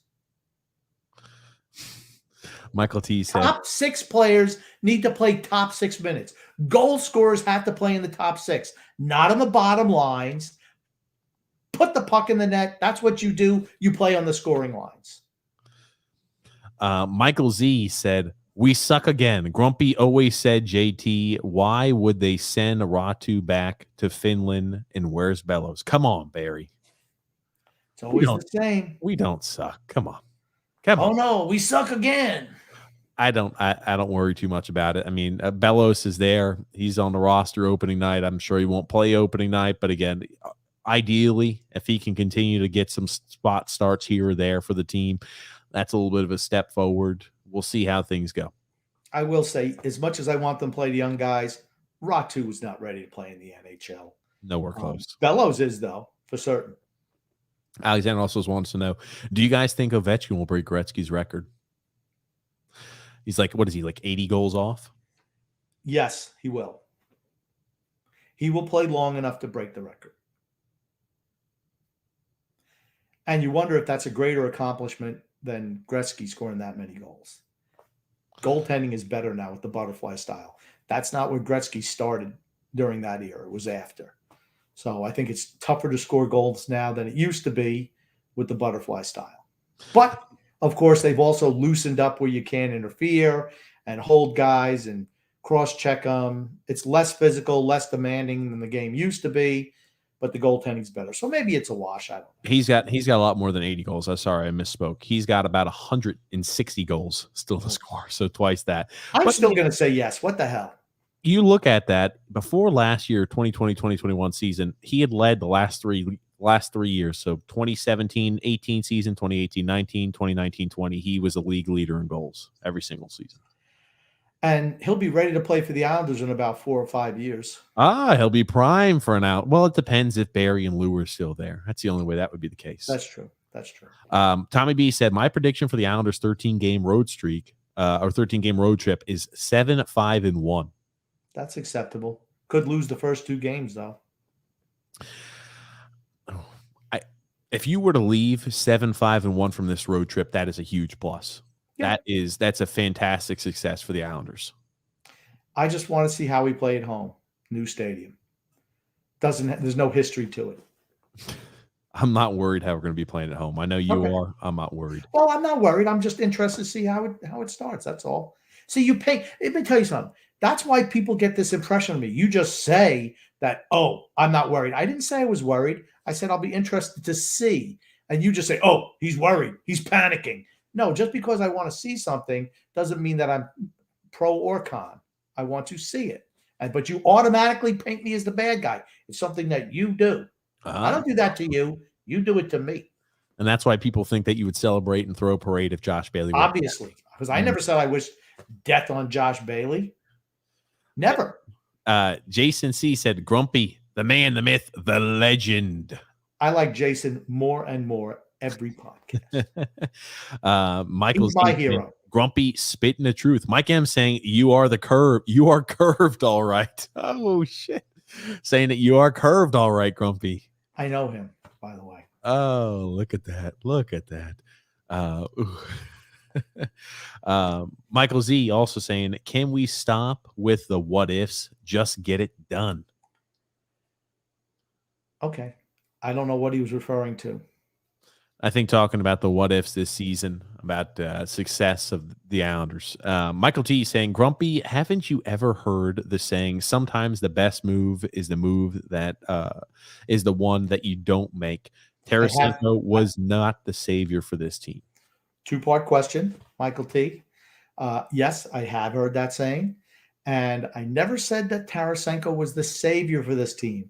What I was saying was he's the guy who could put us over the top. He's the little cherry on top. Right now, our sundae is just vanilla ice cream with some limp Josh Bailey type whipped cream on top. Not too appetizing, doesn't look good. Maybe a little chocolate syrup, not enough to make a difference, but no cherry that's the Stanley Cup. Tarasenko could have been that cherry. That's all I'm saying. Andrew, that's what we needed. Grumpy's point about the Rangers' weak defense is being proven as we speak. I think the Capitals are up 4-0. Yeah, well, there you go. Like everyone wants to write off the Capitals too, right? You realize before last year they'd won 5 straight Metro championships. I'm sorry, they're up 4-1 right now in the Rangers. Okay. So they gave him a Georgiev in net instead of Shesterkin. And here you go. Ovechkin's already got another goal notched up there. A goal and 2 assists here for Ovechkin already. Pretty good. He's better than anybody on our team. Wouldn't you love to see him in a sniper role as opposed to Anders Lee? Wouldn't you love to see him be our left wing with Matt Barzal? How many goals do you think he'd score? With Matt Barzal as his center, how many goals do you think he'd score? As much as everybody loves Matt Barzal, what was the salary that Ovechkin got? 10 million. What was it? He got the same exact contract he had before. I think it was like a 3 or 4 year extension, 10 million per. Was it 10 million? I didn't think it was that much. All right. We couldn't afford it. Well, we could have if we would have, dumped some of the other flotsam that we insisted on signing back. Rodney L said, you're assuming that the Blues would have taken Josh Bailey. Thanks for proving my point on how useless Josh Bailey is. That's No. true. I always questioned why St. Louis would want him, but those were the rumors going around that Josh Bailey would have to go back in the other direction. Well, just cap reason wise, Ovechkin signed $9.5 million cap hit per year AAV. But I mean, like, I know that everybody was slotting him in. If they were to make a deal like that, Bailey would have to go the other way just because of the cap hit. And again, he's a guy that still fit their criteria. They think they're in win now mode and they're not in rebuild mode. So that still fit the criteria of, hey, we want to compete. Josh Bailey is a guy who could still help you compete as much as Grump doesn't like him. Okay, I'm getting ready to say something positive about Josh Bailey here. Holy crap. So, ladies and gentlemen, be ready. Everyone listen. Is he the answer to the scoring problems that we have? No, he's not. What are his positives? He's a solid citizen. He skates his wing, and I think he'd make a really good third line player. He just doesn't have anything that stands out, but he's like a guy who fills in cracks, That's kind of what he is. But Taras, I mean, for me, he's expendable if you could have got a Tarasenko. That's all. And maybe he would have helped out St. Louis, fill in some of their cracks too, just being a solid guy who could play up and down the wing, up and down the line. Swiss Army knife. Yeah, for certain. Again, more one of those guys who could fit in anywhere. Alexander said, yep, that will be the downfall of the Rangers is their defense. Heard it here first. Coach Tommy B said Rangers are 1 year away from being a playoff team. At least they need more defense. They need more defense. Offensively, they're ready to go. Defense, not quite there yet. And the Miller kid looks way better than he did last year. Way better. Michael T said, Grumpy, your flaw is that you severely overrate Tarasenko. It's not like he's Mike Bossy. Come on now. Didn't say he was Mike Bossy. I said he's a sniper that could have put us over the top. Like Butch Goring put us over the top. He was a second-line center, right? That put us over the top. Tarasenko could have put us over the top. Why? Because he would bring a scorer's mentality to our top line. And that could have benefited us, without a doubt. Why? We have all the Butch Goring types. We have all the leader types. We need high-end talent. And this kid's not been a problem in St. Louis. I mean, he's just been hurt. But I think he's going to have a bounce back year. Michael Z saying, and you tell me that Bellows can't score 17 goals? Come on. He could if he ever got a chance. He's just never going to get a chance with this team. The kid scores. That's what he does. He scores. Puts puck in the net. That he does, grumpy old man. And then Alexander saying, Grump, what is your final line for Parise? Oh, God. 10 goals, 12 assists, 23 points. I don't expect much from him. I think he's going to get power play time, which are going to inflate his numbers. So you said how many goals, how many assists? How many 10 and 12. 10 and 13. You think 22? You think 22 points? Yeah. Crump. He can't skate. 82 game season, 22 freaking points. He can't 22 skate. points. He can't skate. 22 freaking points, Grump. You're going to have Casey Cizikas having more than 22 points perhaps in an 82 game season. We'll see. He can't skate. Now, I will say, can shoot. He's going to play on the power play some. Yeah. I don't want to see him on the penalty kill where they tried him the last game. That was a nightmare. I mean, sorry, a nightmare. I mean, that's the one thing I can't predict. Is Barry and Lou going to try to jam him on the ice as much as are they going to try to Leo Komarov him onto the ice? That's what my concern is. Throw him out there every chance you get. Hey, he was a good player 10 years ago. Throw him out there now. Let's wait. I don't think that's going to be the case, but we'll wait and see. Jer Ben saying, yo, I listened to an old INS Islanders. Oh my God. Islanders Never Say Die podcast on Spotify from before COVID. And the shit is hilarious. Oh man. I don't even know what those podcasts used to be like, man. But think about it. We've been in COVID for like, what is it? About a year and a half now? About a year? I've lost track. I have never listened to one of our podcasts ever. I don't know. I don't know what I'm going to say before we start. I don't know what I say after. Coach Tommy B said, TJ, what are you doing for tomorrow night's game? I don't know. I'm just going to watch it. Nothing too crazy, I don't think. And then Robin Stewart said, Parise and Chara on 700. They're on league vet minimums with incentives that could be a maximum of an additional 750 or 750K for each player additionally. So with performances or incentives, they could get another 1.5 million in bonuses on next year's cap. And it's just for games played. So it's not performance based. Oh, wow. If you show up and are able to walk onto the ice for a game, and that won't be a problem, you're going to get overpaid. Goodness gracious. My goodness, Grump. So how many games, do you know how many games they have to play in order to hit that incentive bonus? I think there's like 10, 20. I don't know. I saw something, potentially what it was. I don't think it's actually come out, but they were basing it based on what Andy Green had been making in his, and they figured it would probably be structured similarly. I gotcha. Brett W says Bellows is better than Parise at this point. Looks like Bellows is going to make the team this year. I really hope he shines. I think I'm sure he made the team, but he's not going to play. That's the biggest problem. He's not going to play. And I don't care how bad Zach Parise looks. He would really have to shit the bed big time to get Bellows on the ice. But Bellows should be playing a top 6 role too. Why not put Pavillier on the right side with Kroc and put Bellows on the left side? Why not do that? We're going to put Josh Bailey, Grumpy. Third line where he belongs.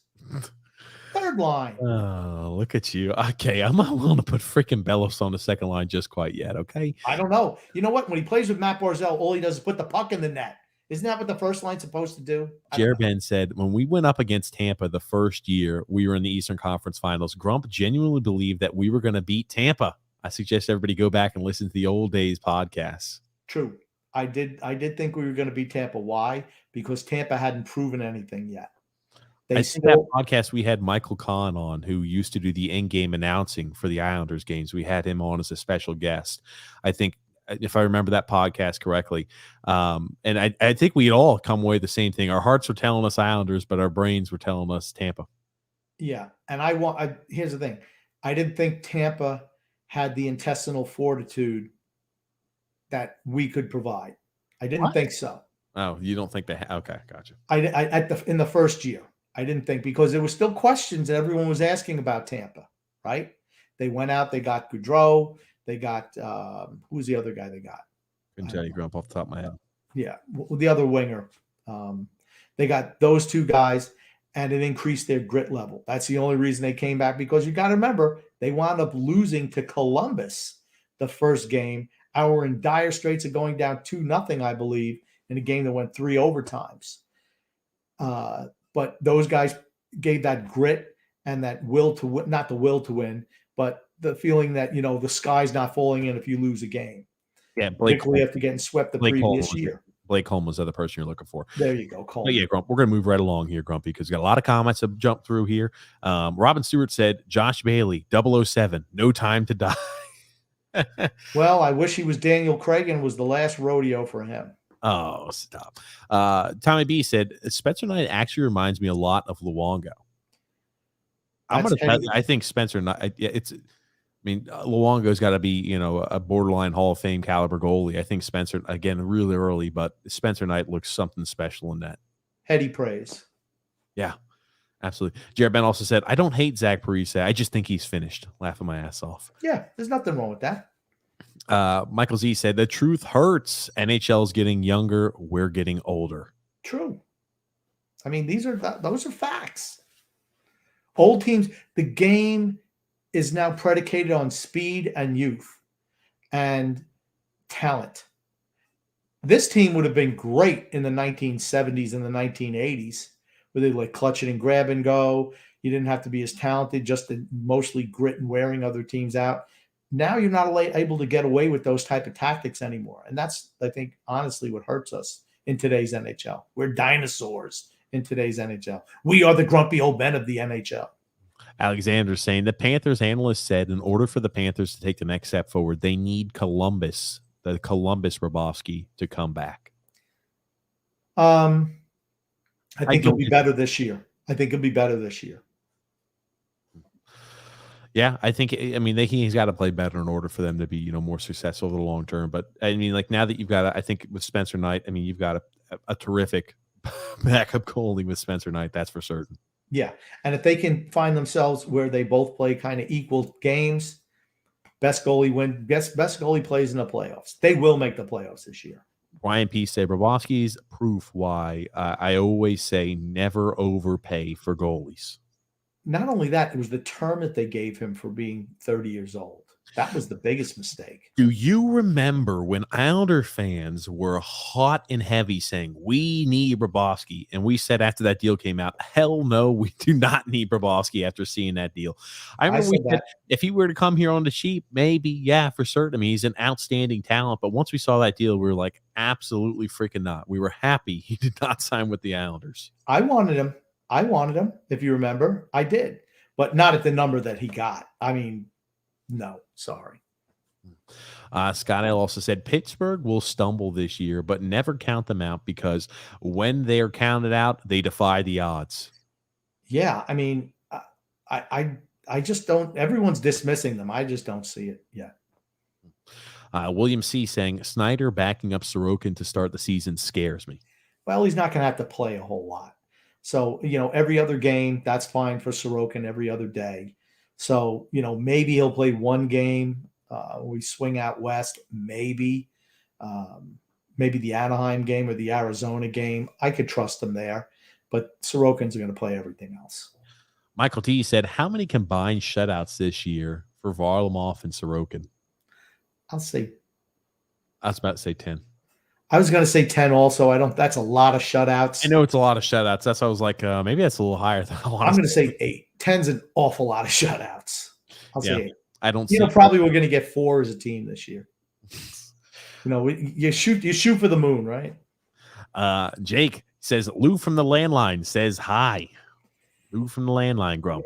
We have missed Lou from the landline all off season. Well, once we start opening back up the phone lines, Lou from the landline will have to go ahead and give us the inside scoop. Always a pleasure.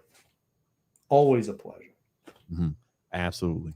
He's also known as the artist formerly known as 2 Minutes Pessimistic. 2 minutes of pessimistic. Michael Z said, why was Ratu sent back?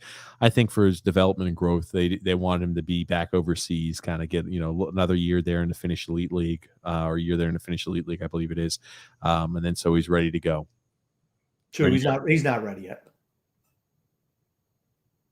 Yeah, Grumpy. Usually when I'm pulling something up, Grumpy. Oh, okay. Now you want I need you to fill there, huh? Somebody puts a comment up there and I'm answering it like, well, hey, we don't have time, grumpy old man. We got to get through these comments. And then I give you a short one. It's like, hey, how come you're not, pontificating more on a simple statement like that? Oh, goodness gracious. Fair enough. I just wanted to make sure it was the Finnish Elite League and not the Swedish Elite League, Crump. I wanted to make sure I wasn't giving him. He's not playing here because he's not ready. Yeah. Michael T said also the Islanders have very good depth in their system. And then he also says no Angus after Angus Young from AC/DC. Come on, Grump. Yeah. It's funny. He brings up AC/DC. I've been watching some YouTube stuff on AC/DC. Man, Angus Young is great. Really, really good. I saw AC/DC in concert a number of times, and they're really good. Really good. They play the hits. I mean, isn't that what you want from a rock band? Play the hits. They're good. They're a fun watch. And Jason C. also said, Grumpy, is that Hotel California on your shirt? Yes, it is. Yes, it is. Ariel C. said, Caps are slightly younger than us and are lighting up the rags. Well, the Rangers don't play any defense. And the Capitals are good. They're a good team. Now it's 5-1. Ovechkin 2 goals, 2 assists. Hey, he's ready to go, right? Like I said, don't ever I'm not saying he's Tom Brady, but he's one of those type of athletes, the guys who continue to defy age. He's one of those guys. Nick D also said, yeah, the Washington's looking good their first game out tonight. Grumpy is right. Number 17, Matt Martin will not be missed. Not at all. Not at all. Yeah, Brett W saying the same thing. I wouldn't mind Martin missing a lot of time. I think Johnson is a better player at this point. So do I. And he brings a physical element and an intimidation element that we don't have with Matt Martin. Here's the thing. I think we're a very physical and intimidating team. You add Char to the mix. Nobody's going to be messing around. Nobody's going to be messing around with Char out there on the ice. Yeah, but Char's not out there running guys in the boards. He just doesn't do that. What I don't like is right, wrong, or indifferent. I feel like Ross Johnson gets a whole bunch of penalties called on him, whether he earns them or not, just because of his rep. I do not like that. I know Barry does not like that. He does not like his players because if they're, mixing it up a little bit, automatically being sent to the box on a minor. True. His reputation precedes him. Tom B is saying, yeah, Martin will probably be out around 4 to 5 games to start the season. Too bad. The longer, the better, as far as I'm concerned. Oh, man. The player formerly known as the $6 million man. Michael T also said, hey, Grump, are you excited as I am for the McRib coming back? I was never into the McRib. Never. I am not a huge fan of the McRib either. Sorry. I know they have some new type of breakfast biscuit, a chicken biscuit. I guess they're trying to go after Chick-fil-A or something like that. It looks very similar. Ah, there it is. Nick D said, do you think number 33 Zdeno Chara or number 11 make it halfway through the season? Yes, I think they both do. I was about to say, with Chara, that's a guy where I'd go to Vegas saying he'll stay healthy. I forget. I think it was, I forget his name. Ford was part of the name, who mentioned, maybe some type of split with Green, Sallow, and Chara playing, alternating nights, rotating that group to keep everybody fresh. Green, it was, Jeremy Ford. I think it was saying Green, Chara, and Aho. Right. You want everybody ready to go at the business end of the season come playoff time. That's what you want. Paulo C said, when you play a good defensive system and have a great goaltending, anything can happen. Montreal won the cup in 93 because of Waugh. So why can we not win with Sorokin? But yes, Grumpy, Carolina gives us lots of problems. The real reason is because Sorokin, come playoff time, won't be the starting goalie. It's going to be Varlamov. Remember, you got to overcome Barry's penchant for playing the vets. Sorokin saved our bacon in the Pittsburgh series. Varlamov was hideous. He came in, he won us the series. As soon as he loses one game, bam, out, never to be seen again. He got bellowsed. He got hosanged. That's got to be the name for sure. He got hosanged. Alexander also said, we can't use the name and likeness, but Alexander says, thanks, guys. Love the shows. Grumpy, really appreciate. Well, Grumpy, too late. He's always asking for it. Talking, I think, about me, Grumpy. Oh, no, he's talking about his son playing with the phone. Oh, gosh. There you go. Better memory than I do. And Brett W. said, grumpy old man makes Isles on Isles humble pie. True. Joshua B said, I will never understand the hate for Josh Bailey. The reason Grumpy has hate for Josh Bailey is because of what he wanted him to be. I firmly believe that, because Josh Bailey is a hell. He is a more than adequate second line right winger, and he is a fantastic third line right winger. He does a superb job, and in the playoffs, even though he's soft, he plays out there as a perimeter Pete.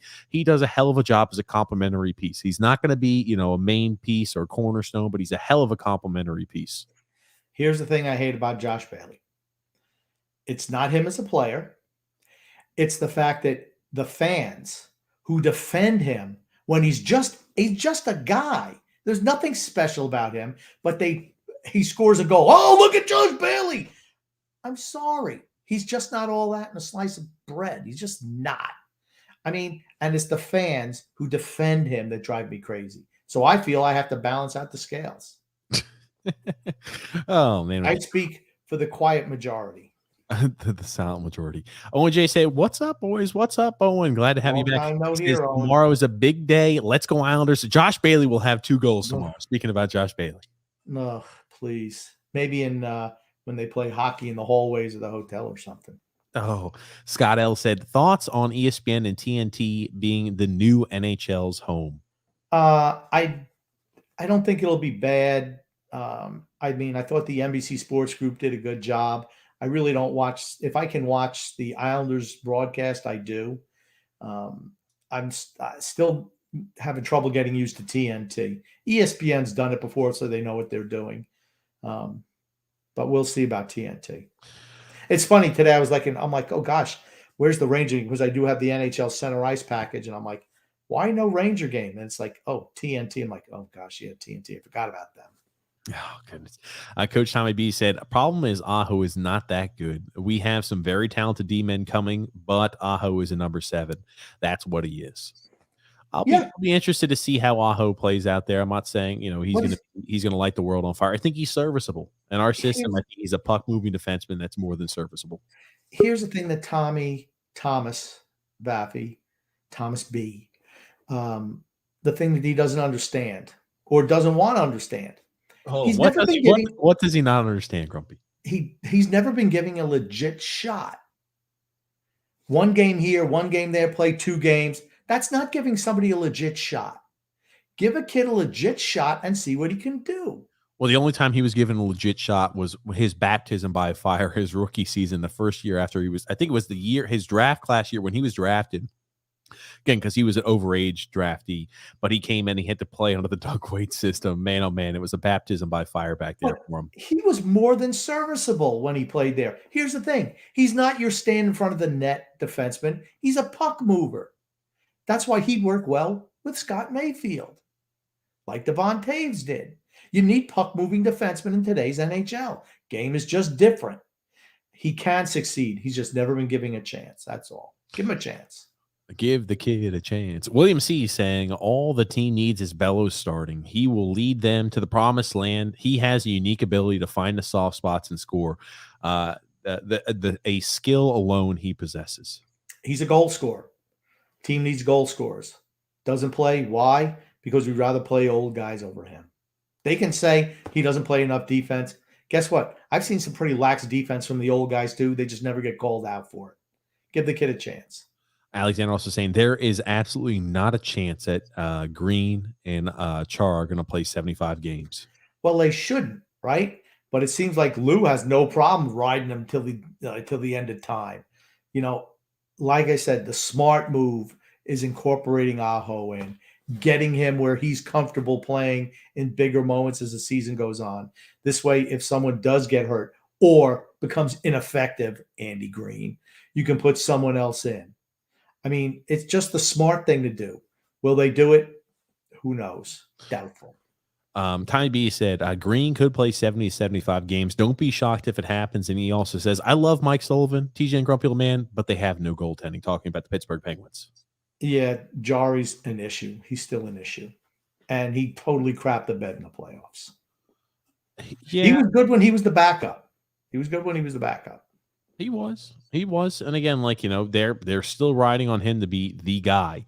So it'll be interesting to see if they make any type of, mid-season adjustments or what type of adjustments they make. Because if you're Pittsburgh, I know you got younger players like Gensel. You have a few sprinkled in there, but, your core and your nucleus is older. They're a team that, in my opinion, should be in win-now mode, absolutely selling out for the win now. I'll tell you what, they skated extremely well last night. They did. I mean, Pittsburgh looked good last night. Tampa Bay looked like they were hungover. Alexander said, guys, bold prediction.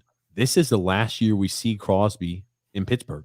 I don't. Unless he retires, I don't see him leaving there. He's still under contract until I think it's 2020, until the 2025 season. You're throwing in the towel if you trade him. Well, technically, I think it's they could pick up the option on him. They will. He's the face of your franchise. He's 34 years old? You're going to dump a 34-year-old? I mean, his style, he can play a long time. He can play at least another 4 or 5 years. Yeah. I need to make sure I do more homework on it. But yeah, the way I'm looking at it is he's not an unrestricted free agent until 2025, unless you're thinking he's going to retire. But I think he's a guy who wants to try to win another cup. I do. Okay. That being said, Grumpy, moving along there. Michael T said Lee scores the most goals. Come on, Grumpy.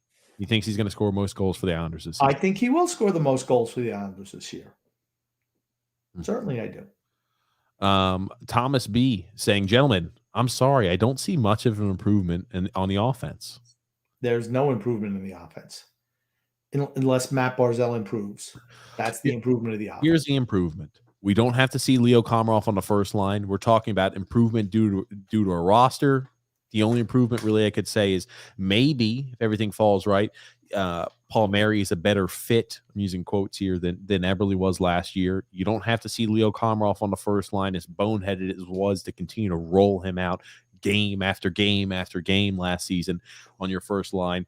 And maybe you'll see a step forward from Oliver Wahlstrom and more consistency out of Beauvillier. That's about as much of an improvement as you can expect on the offensive side of the puck. And maybe Parise will offer more offense out of the third line left wing spot than Michael Doe Cole, Travis Zajac, Leo Komarov, every other player has in the past in that role.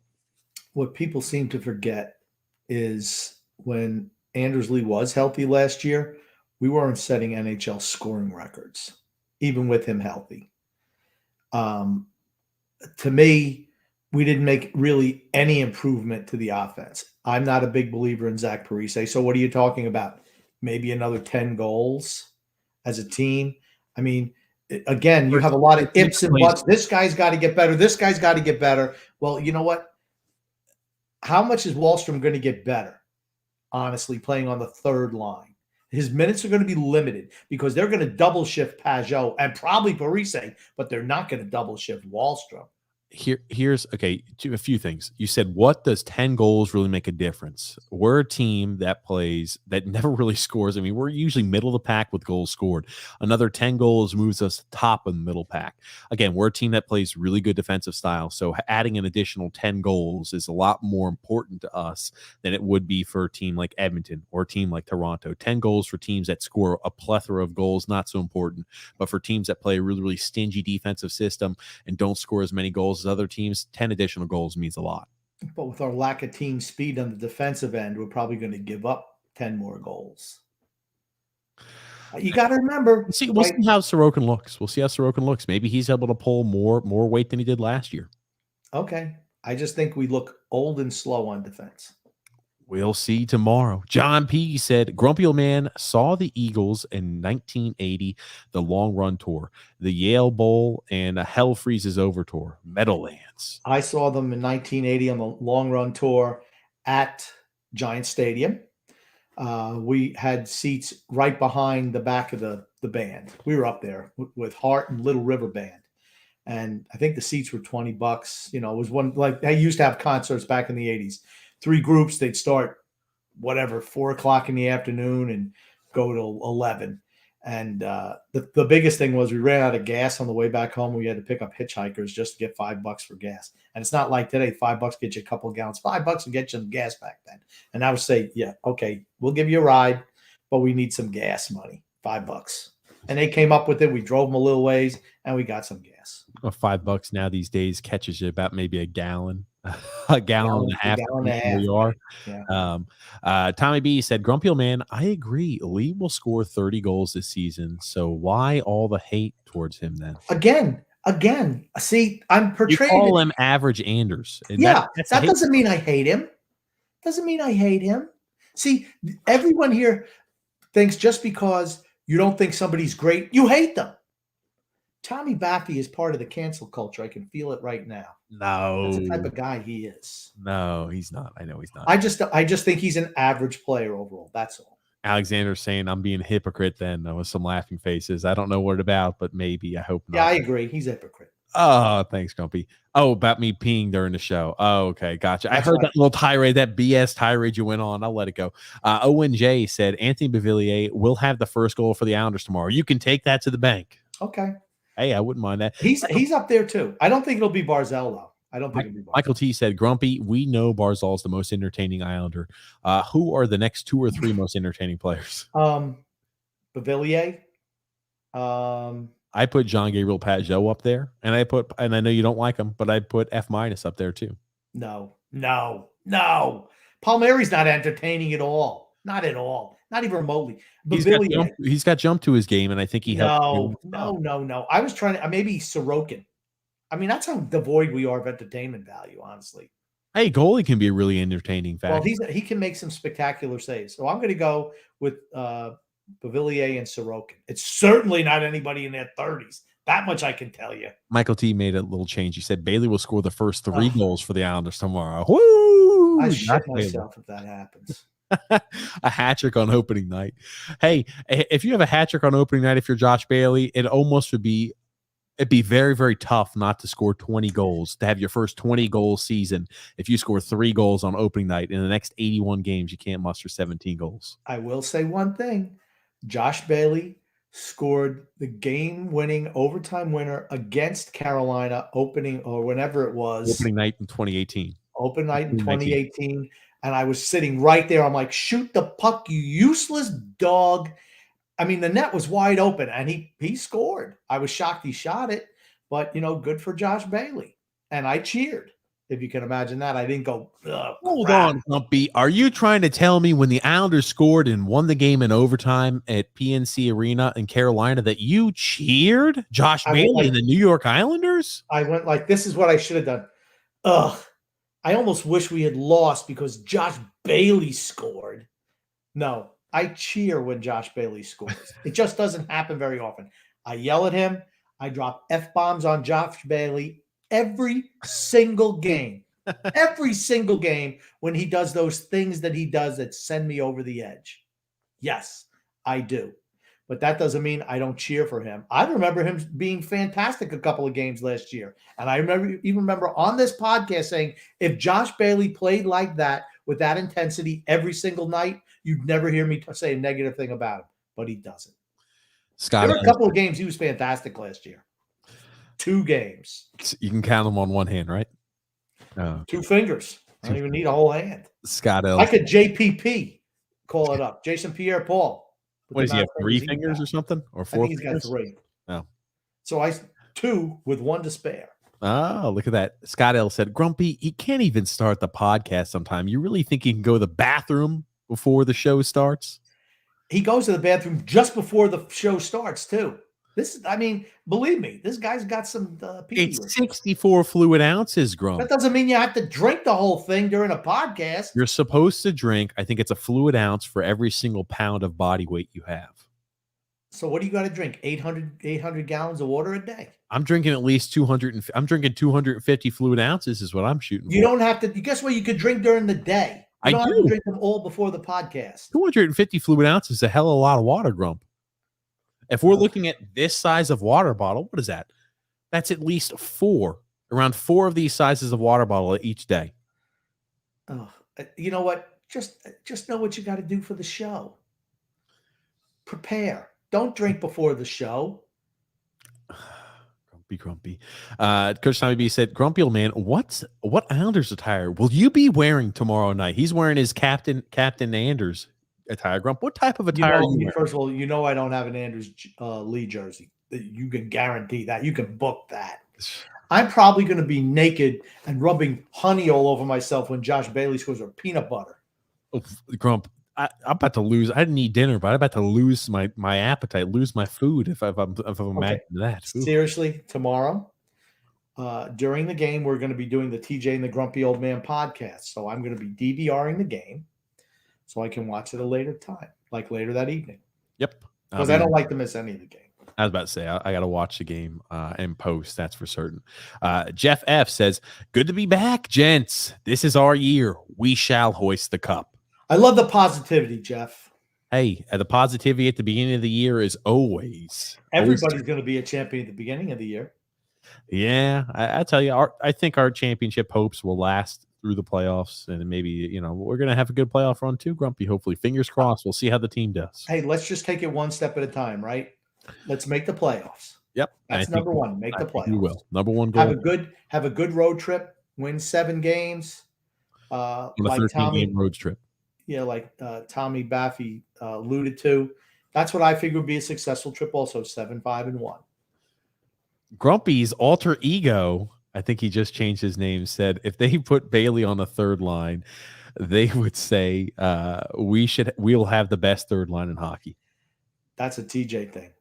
Here's the thing. I think with Oliver Wahlstrom, Zach Parise, and Jean-Gabriel Pageau, that is and could be the best third line in all of hockey, ladies and gentlemen. You take that down. You take that to the bank. You only got 1.5 guys who can skate on that line. Who is the half? Is Wahlstrom, because he's still not a great skater. But guess what? He's better than Parise showed so far. Scott L. saying, yes, Messier was there on ESPN. Okay. Noah W said, "Who's the seventh defenseman?" Got to feel like it's Sebastian Aho. Yeah, Hickey was sent back down to Bridgeport, so he's looking like the eighth. But Sebastian Aho won the seventh defenseman spot. Good for him. As long as Hickey's not playing for the team, that's half the battle as far as I'm concerned. Frank K said, "Leo Komarov underdoos." Underoos. I apologize, Grump. Their type of underwear, kids' underwear. Eve Ligon saying there, Caps. They were up. They wound up winning today. 5 for the Capitals, 1 for the Rangers. Always Sweet. wonderful to see Eve back again. Absolutely, it is. And we're ready. I'm ready for the old favorites to come back. I mean, they kind of abandoned TJ and the Grumpy Old Man, some of them during the summer. I noticed that. Hey, they're on some hiatus. Hey, everybody, the tent's wide open. Plenty of room for everybody. And then Tommy B said, Ovi tied the great Marcel Dion tonight. 5th all-time in the goals list. Marcel Dion does not get the credit that he deserves because he played for some bad Kings teams. But when he was with Charlie Simmer and I think it was John Taylor, they were something else. He's really, really he doesn't get the credit he deserves. He was a magician with the puck, too. Really good. Small guy. Tommy B also said, the 1993, I once had the pleasure to sit with Marcel Dion and watch a game at the Coliseum from the stands. Great man. Yeah. Yeah. I mean, like I said, really doesn't get the credit he deserves. Think about that. Yeah. Think about that. 5th leading scorer in the NHL. How many people say, who's the great goal scorers in the NHL? You never hear Marcel Dion. You know what it reminds me of? It's going to remind me of when they talk about Frank Gore. And when he's done and retired, he's gonna be a first ballot Hall of Famer. He's second. No, he's not. What? Absolutely not. He's second all time in rushing. No. Save it for tomorrow. Save that ridiculous comment for tomorrow. Hold on. Are you trying to tell me you don't think Frank Gore is gonna be a first ballot Hall of Famer? That's exactly what I'm saying. Frank Gore will not be a first ballot Hall of Famer. Matter of fact, I don't even think he deserves to be in the Hall of Fame. Just because he played for 20 years doesn't mean he deserved to be in the Hall of Fame. He was a good back. I'm sorry, it's the Hall of Fame, not the Hall of Good. The guy's second all time in rushing. I don't care. When you think of great running backs, does Frank Gore's name ever come up? Not even his own house does that come up. When I think great running backs, you know what I think of, Grumpy? I think of I'm sorry. He's not second yet. He's 726 yards behind Walter Payton. Okay. And considering that he doesn't play anymore, I guess he has no shot at getting second. Oh, I'm sorry. He's played for a zillion years. He stayed healthy, and he played a lot on bad knees, by the way. He was a good back. I'm not saying he wasn't a good back. This is a conversation for the TJ and Grumpy Old Man podcast, by the way. All righty. We'll save it for tomorrow. And then William C. said the toughest part about the 13-game road trip is that every game will be a home opener for the other team. That I didn't realize that. I didn't know that either. That's a problem. William C., thank you for bringing that up. I did not know every single game on a 13-game road trip is going to be a home opener for the other team. Teams come out to play in their home openers. They really do. Wow. Wasn't yesterday's game in Seattle? With the Kraken? Honestly, Grump, I couldn't tell you off the top of my head. Yeah, the way I'm looking at it could be the home opener for every single one of those teams, except you get Florida twice. So Florida we play early on, but I wouldn't be shocked if the majority of these games might be home openers for other teams. But that's tough to believe. That's hard to believe. I'll tell you what, too. Kudos to William, because I didn't even think to check on that. See, William, we got some smart people who listen to us, really smart. Well, they're smart because they listen to us, first of all.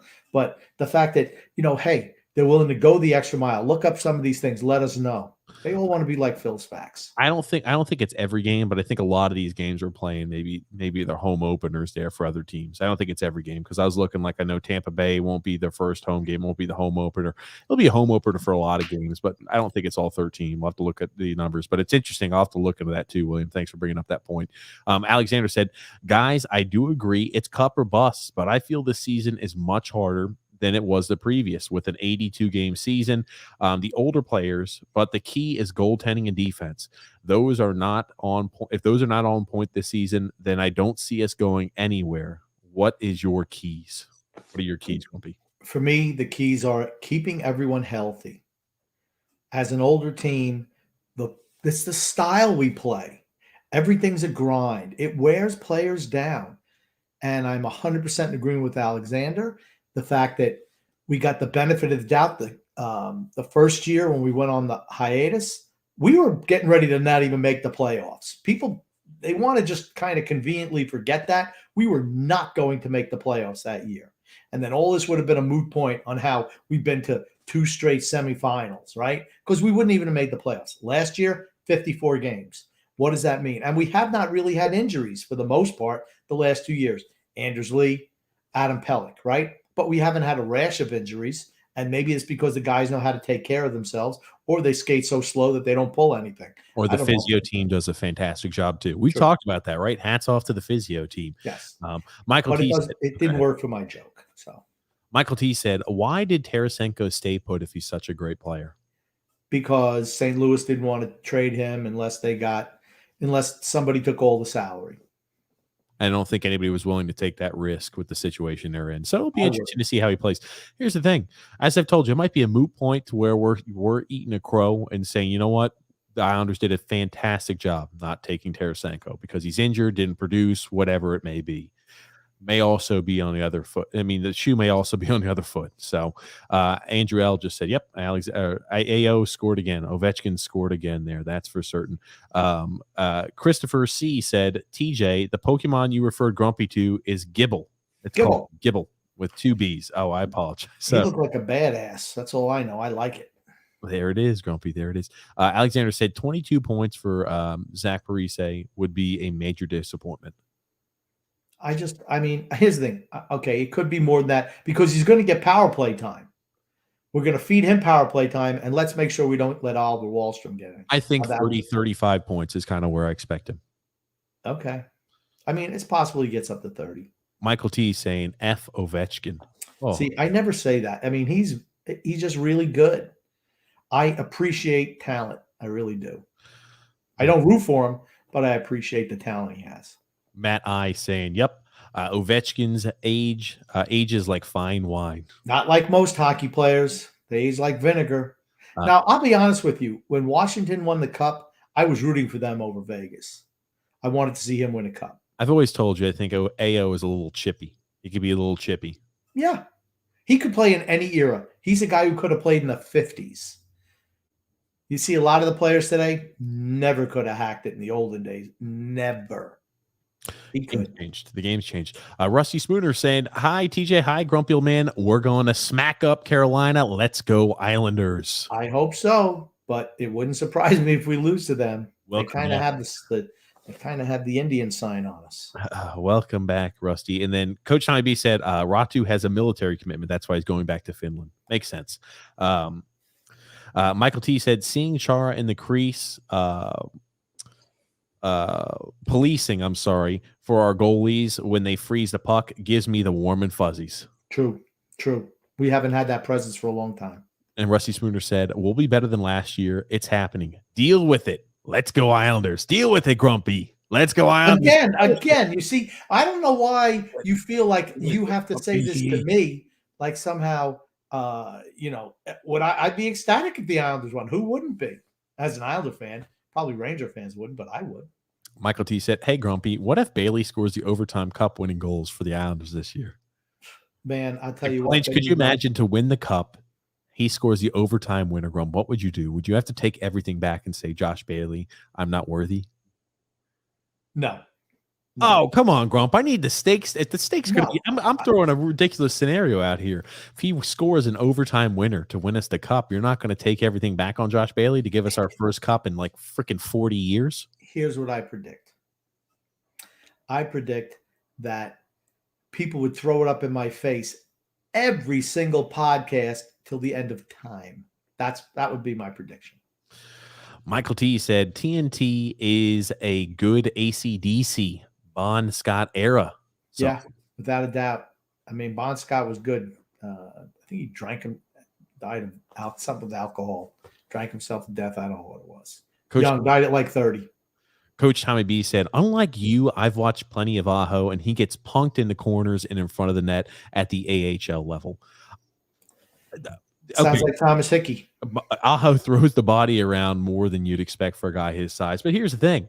He's not a big guy. He's not a big guy. He's more of the guy who outlets those offensive opportunities, and a guy with Scott Mayfield. Scott Mayfield's a guy who'd be battling it out down low around the boards a little more than Aho would be, and he'd be more of the strong physical presence in front of the net. Aho, I would not expect to do that. Aho, I'd expect to provide a little bit more of an outlet pass, help us there with the odd man rushes going the other way and on the offensive side of the puck. That's what I expect Aho to do more than anything else. He's got to be with the right partner.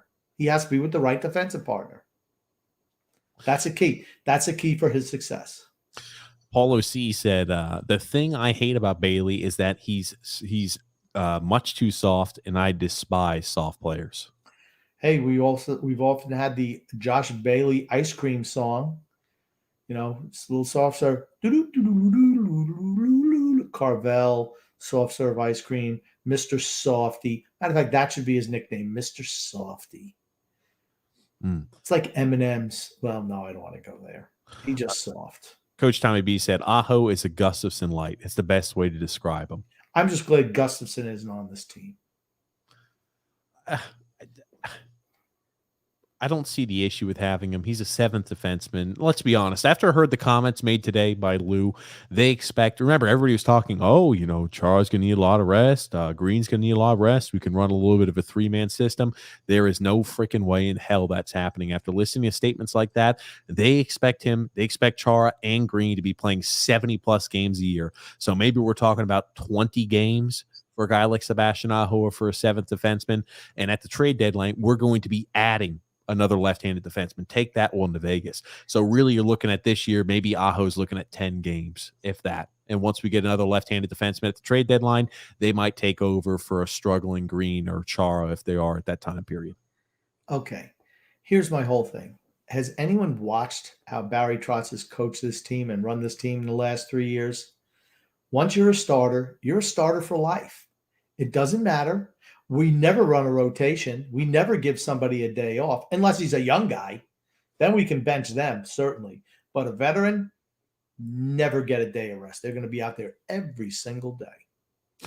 Michael T said Green and Chara will play 75 games combined. I think they're going to get more games than people expect just based off of looking at the history there. I do think you're right, Grumpy.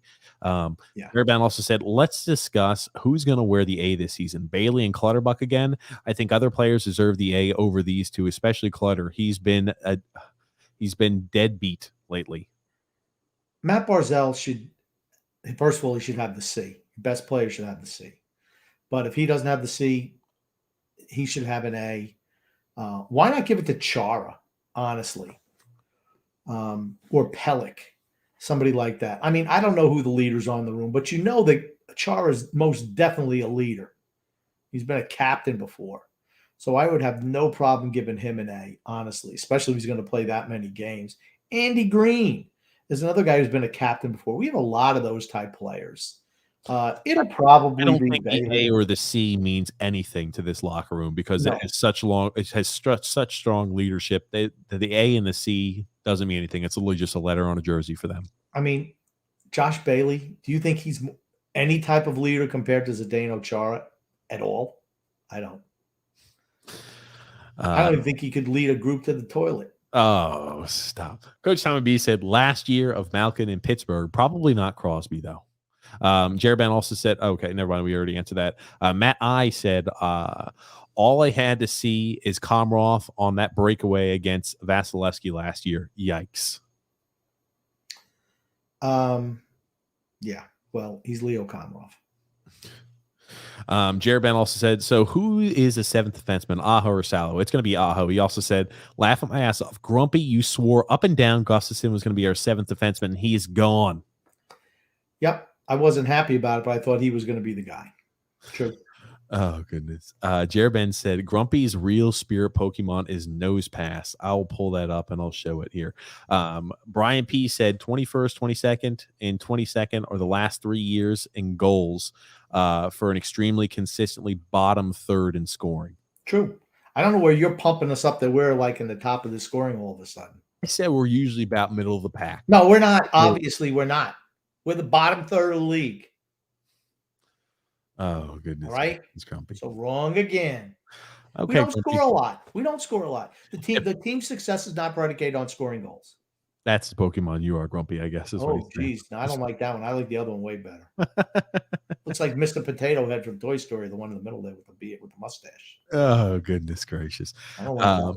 Tommy B said, Lee is a good player. He's not average. Great. He's not thought he's a great leader, though he's a great leader. He's an average player. We've broken this down, Tommy B, numerous times. He's a poor man's Dave Anderchuk. No. He's a broke-ass man's Dave Anderchuk. That's right. No. He's not. He's an average player. That's what he is. He has one skill. He's got good hands around the net. He's very good at that. He's a poor skater.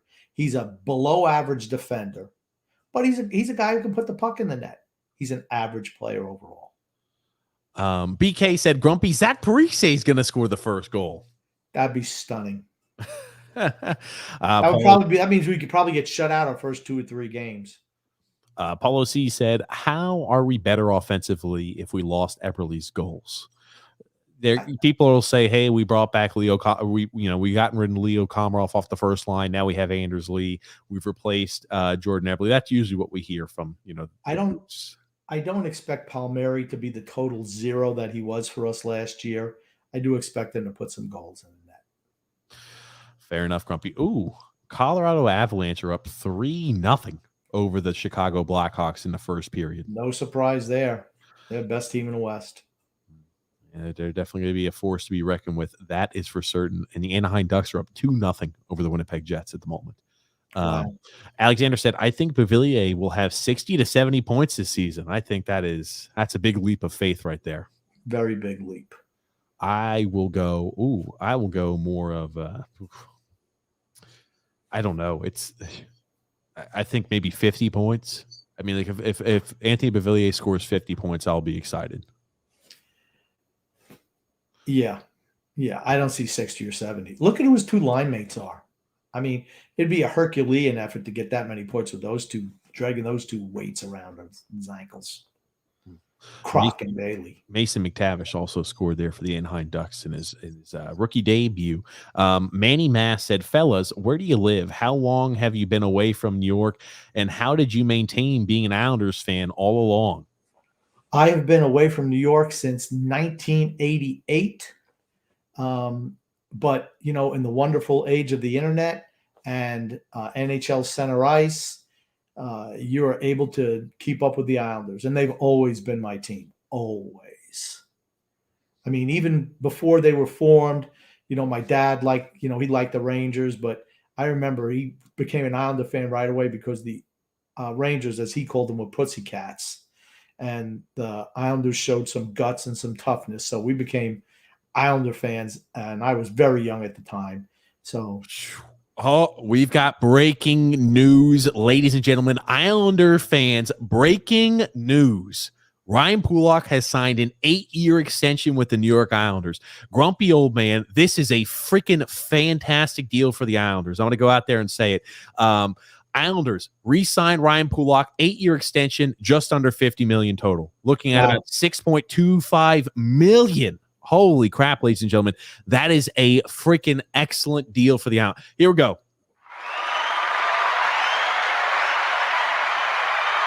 Outstanding deal by Lou Lamoriello. Freaking outstanding. What does it tell you? Outstanding. No, it's a great deal. Great deal. Outstanding, Grumpy. Okay, but what does it tell you? Who do the Islanders value more? Adam Pelech or Ryan Pulock? Okay, hold on. Why are we bringing up something like this, Grumpy? No, I'm just saying they value Pelech more than Pulock. And I felt they needed to sign him, right? What did I say? Just 2, 3, 4 weeks ago. I said they need to get him signed now. You don't want to let it go where he's an unrestricted free agent. I'm surprised he signed that deal. What does it say? He wants to be here. He likes playing on the island. He likes the team, likes the direction of the team. I'm stunned that he didn't go to free agency. Stunned, honestly. Good for us. And good for him too. He's getting paid. He's getting paid. I And do. if he had a good offensive season, he could have really cashed in at the end of the year. I do want to say this here. Remember, we have talked about, when do New York Islanders take hometown discounts? When have we seen that? I think this is a freaking hometown discount. Yes. I know we've talked about it, right? We've been critical. We have. And again, just like when we're critical and we see that trend start to turn, we will mention it. We've been ultra critical of, we always hear about how badly players want to stay with the Islanders. I've never seen a hometown discount. I think this right here is a hometown discount. Yes. I think this is freaking I cannot tell you how happy I am as of right now. That is a fantastic deal by the Islanders. You were worried. I was worried. Islanders fans were worried that Ryan Pulock, as we signed up to that short bridge deal, was not going to be able to be re-signed for the Islanders long term. Well, I can promise you one thing. Ryan Pulock is here to stay and on a very, very team-friendly deal. This is outstanding, ladies and gentlemen. I cannot get over. I mean, we talk about the NHL season starting, tomorrow for the Islanders. This is fantastic news. There could not be better news on hockey start eve for the New York Islanders and Islander fans. Yeah. Next piece of business, getting Barzal signed to an extension. That's next piece of business. I know he's still got another year after this one. He is the face of your franchise. You need to lock him up long term. That's the next piece of business. If you could sign him now, buy out that 1 year that he has before he goes to free agency, I would do it. I don't care what it costs. I mean, maybe you can get him for $8.5 million a year. Tell me that's not a steal over 8 years. I mean, that's the next piece of business. Fair enough, Grump. That is one of the next pieces of business. This was something we've talked about that would be so important. And again, this is a freaking fantastic deal. If you're trying to tell me we got him, remember, we talked about this all offseason long. Now is the perfect time to sign back Ryan Pulock. We said $7 million a year. We'll give him 8 or 7 years per $7 million a year. Lou Lamoriello, we've been critical. We have. We give him pluses where he does a great job. He said he did a fantastic job in getting rid of Cap this offseason. Did a fantastic job in this year's draft. This was a fantastic end to the Islanders offseason with a fantastic re-signing of Ryan Pulock. Yes, this is kudos to Lou and Ryan Pulock. Honestly, obviously showed that he wanted to stay here. What does it do? It locks up our number one defense pairing. They're number one now. They won't be number one, by the end of this contract, but into their early to mid 30s. And then, hey, you can move on from there. But you have locked them up through the prime of their career. Great move. Oh, I'm sorry. Should I not say that? Should I say it's a crappy move because, that doesn't fit your MO, Grumpy. You're supposed to be ultra negative all the time about the I only speak the truth. Only speak the truth. That's huge. Huge deal. I was about to say, you want to talk about a Wednesday evening delight, ladies and gents? Oh, man, this is fantastic. Oh, I tell you, I love it when we see these items happen live, and this is a great job by Lou Lamoriello. Fan-freaking-tastic. Well, it takes two to tango, so let's give Pulock credit for wanting to stay with the organization. And I don't know, maybe if you take more, we can't keep everybody. I don't know, because GMs do that stuff all the time. But you know what? Bottom line is we got the deal done. That's the bottom line, and now we get to keep our first defense pairing together through the prime of their careers. You can't ask for anything more than that on our back end. You just can't. It's fantastic. I could not be happier with this deal. Jerban also said, bro, Gretzky has more assists than any other player ever had points. Who cares if Ovechkin passes him the goal record? He will never come close to touching his legacy. True. Without a doubt. John P. saying, I'm wearing my autographed Ilya Sorokin jersey. That's good. See, that's a good jersey right there. Bet you Tommy Baffy doesn't have one of them. He's probably got some Josh Bailey jersey or, Ricky Retread or something like that. Mm-hmm. Paulo C. said Bailey scored the overtime goal in Game 5 against Pittsburgh. Of course, Yari made a great pass to him. Yeah, true. I do remember that. Only the lucky goals. Coach Tommy B also said, I agree with Grumpy Old Man. No hickey. No. And then Scott L said Dave Taylor, not John. Dave Taylor, yep. And it's funny, I knew the name was Dave too. I don't know why I said John. Yep. Yeah, John Taylor play. That's right. Yeah. And then Andrew L said it's not a home opener for every game. We play Vegas and Tampa. Yeah, and again, so I don't think it was every game. And I got some comments there. Yeah, it's only 2 games are home openers out of the 13. Coach Tommy B just checked. I was about to say I wasn't sure if it was that many. I would have been like, that would be absolutely crazy. But I'll tell you, here it is.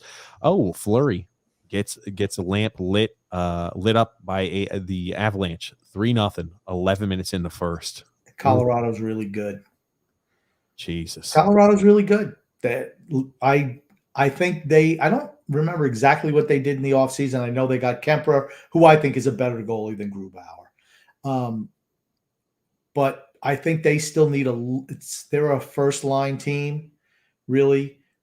They're a one-line team, and by what I mean by that is the majority of their goals come from that first line. And if you can shut them down, you can stop them. I wish I would have checked to see exactly what they did this offseason, but I still feel they need a little bit of grit, a little bit of toughness on that team, kind of like Tampa Bay did. So let's see if they're willing to take that jump. Let's see if they're willing to get a couple of more physical players in there, have a little bit of grit, which could put them over the top. Christopher C saying, what do you guys like to see in tomorrow's game during the storm? I'd like to see us be able to keep up. For me, it's how are you going to handle the speed and the forecheck of Carolina? That's the key. That's what I'm looking for. Win, lose, or draw, honestly, are we able to play our style of play against a team that can skate and pressures ferociously with the forecheck? If we can handle them, we're going to be in good shape. If they can run by us and run over us, we're going to be in trouble. Alexander said, hey guys, thanks again for a great podcast. You guys are awesome. Grum, thanks again for your acknowledgement. And TJ, for you as well. Look forward to a great Islanders season. Cannot wait for Saturday. Let's go, Islanders. Keep that phone away from your kid, Alexander. Coach Tommy B said, TJ, if the Islanders have a major injury to a D-man down the road, expect it to be Salo who gets called up and fills in. I agree with that. Unless they make a trade at the trade deadline, I think Salo is next man up. Yeah. Now, again, like you hope that he's not going to have any type of significant injury. Again, we've been very, very fortunate regarding injuries in the past. But I think Salo, after about 20, 25 games in the A, I feel confident that he'll be ready to step up after getting acclimated to the new ice surface. Salo has more upside than Aho. But that being said, I'd rather see Salo down in the minors to work on his game, play every night, get a lot of minutes, and then be ready to come up if need be mid-season or whatever. He just needs to get more experience playing in the NHL style system.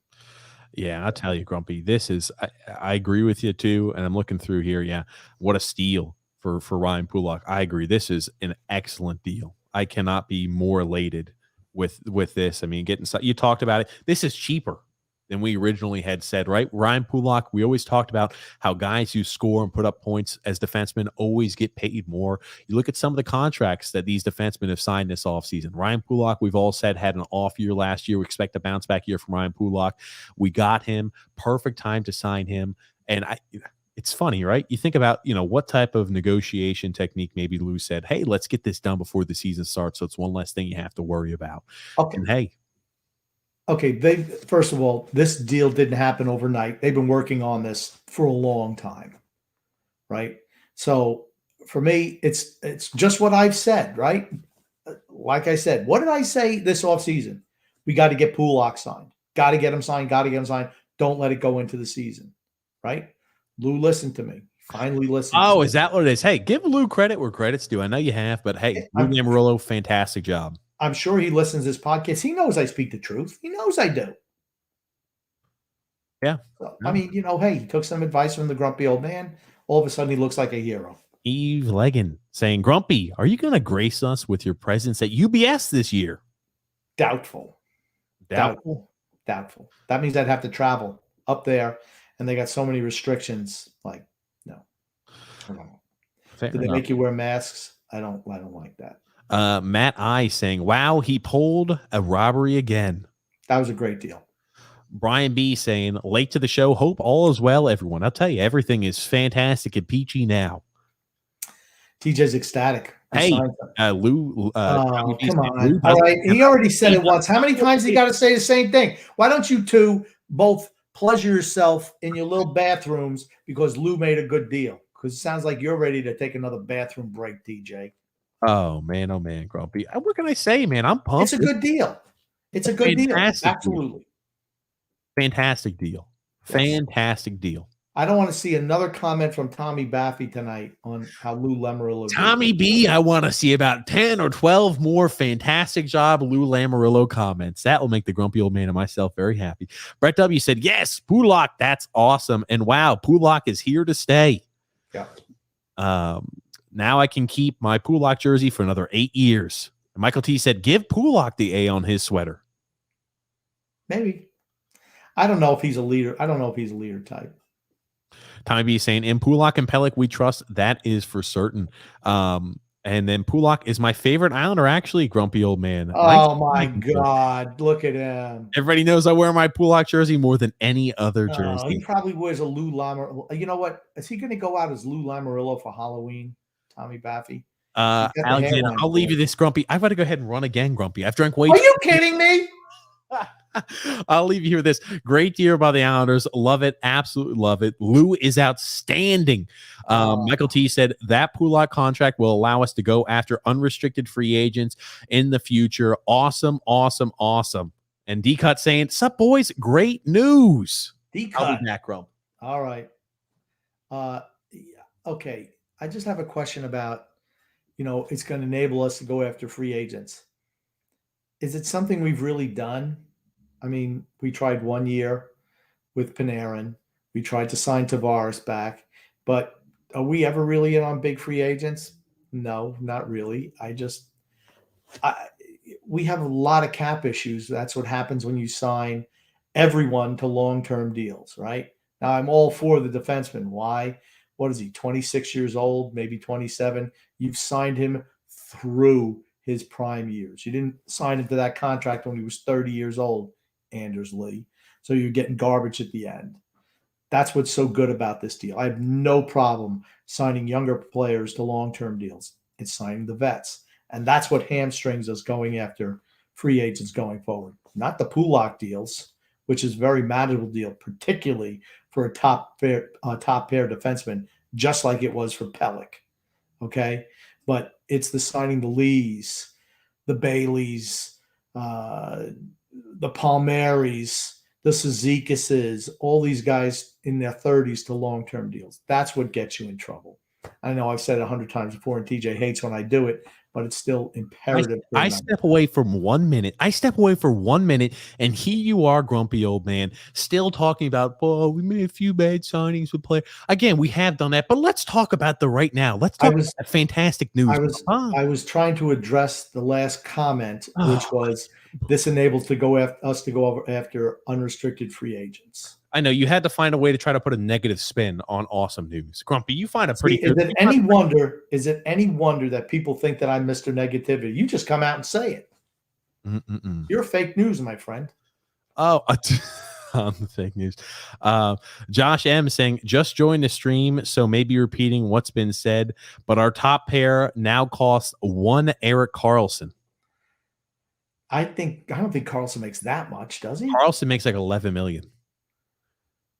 Well, okay. So what's Pelech? What's he getting? He getting set? 5 and change. Pelech is 5 and change. I believe so. Okay. Well, those are great deals. I've got to look that up, Grumpy. I don't know everybody's contract. I certainly don't know Erik Karlsson's contract off the top of my head. It's funny because I used to have Cap Friendly always pulled right up, and something happened today because TJ had me go on something. I had to close out of it, and I didn't have it bookmarked.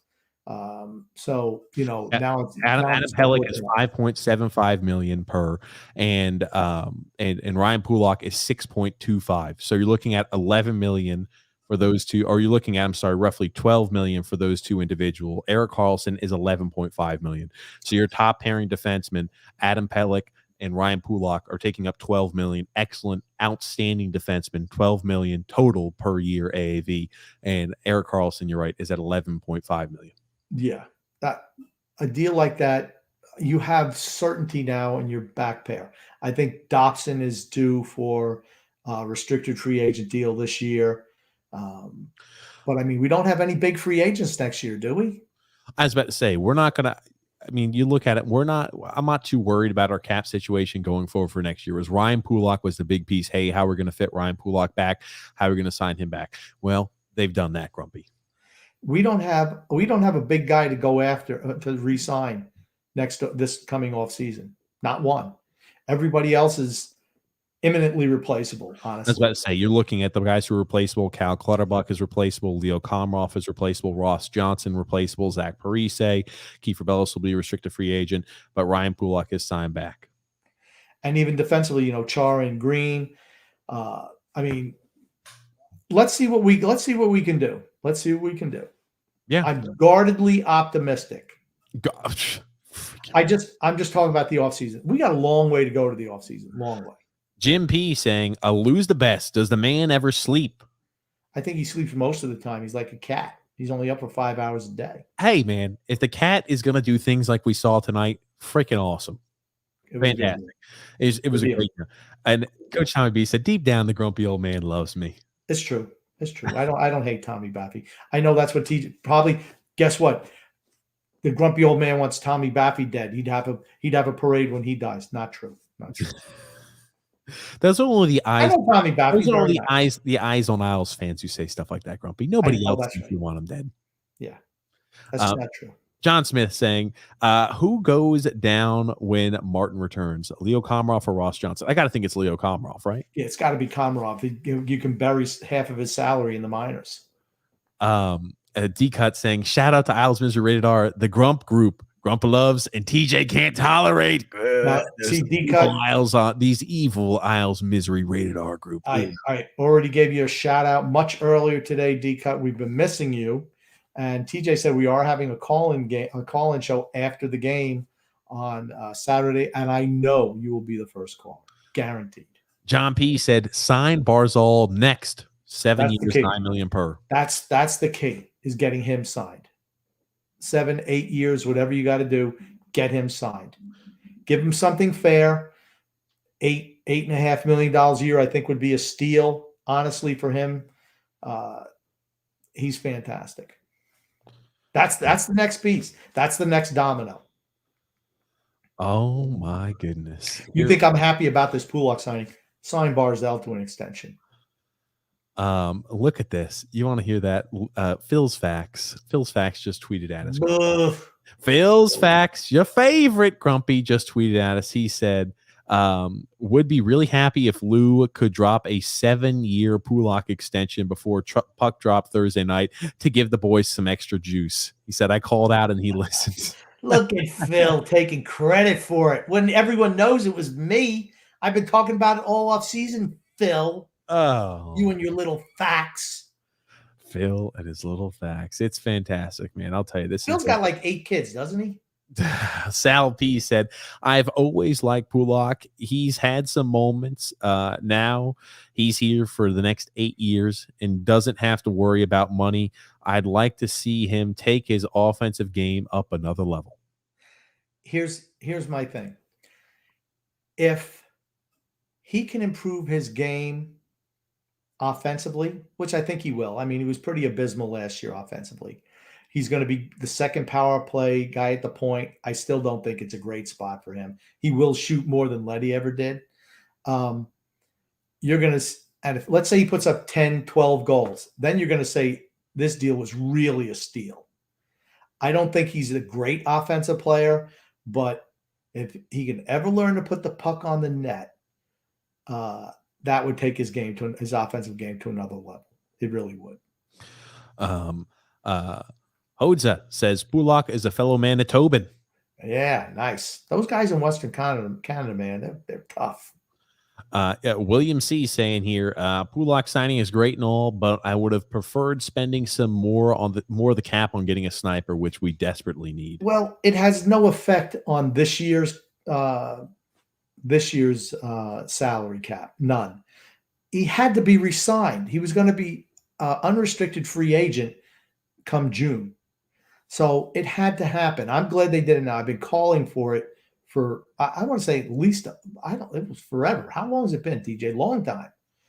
I thought the mistake was signing him to a deal where it comes right to unrestricted free agency, but it worked out. You were worried about that. You said it was such a boneheaded move. I can't believe they did it. Well, guess what, Grumpy? Lou Lamoriello proved that he knew all along that he could get that done, and he did. You know what he said? This is what he said. What did he say, Grumpy? What did he say? He's like, the grumpy old man is playing three-dimensional chess to my chess. I'm going to do something now that he would do. He would proactively sign this guy. He's been talking about it, but only I can get it done. That's what he did. He tried to make me look bad, but it didn't work because I've been calling for this. Michael T said, gotta wonder if Barzal gives us a little bit of a hometown discount if and when he resigns.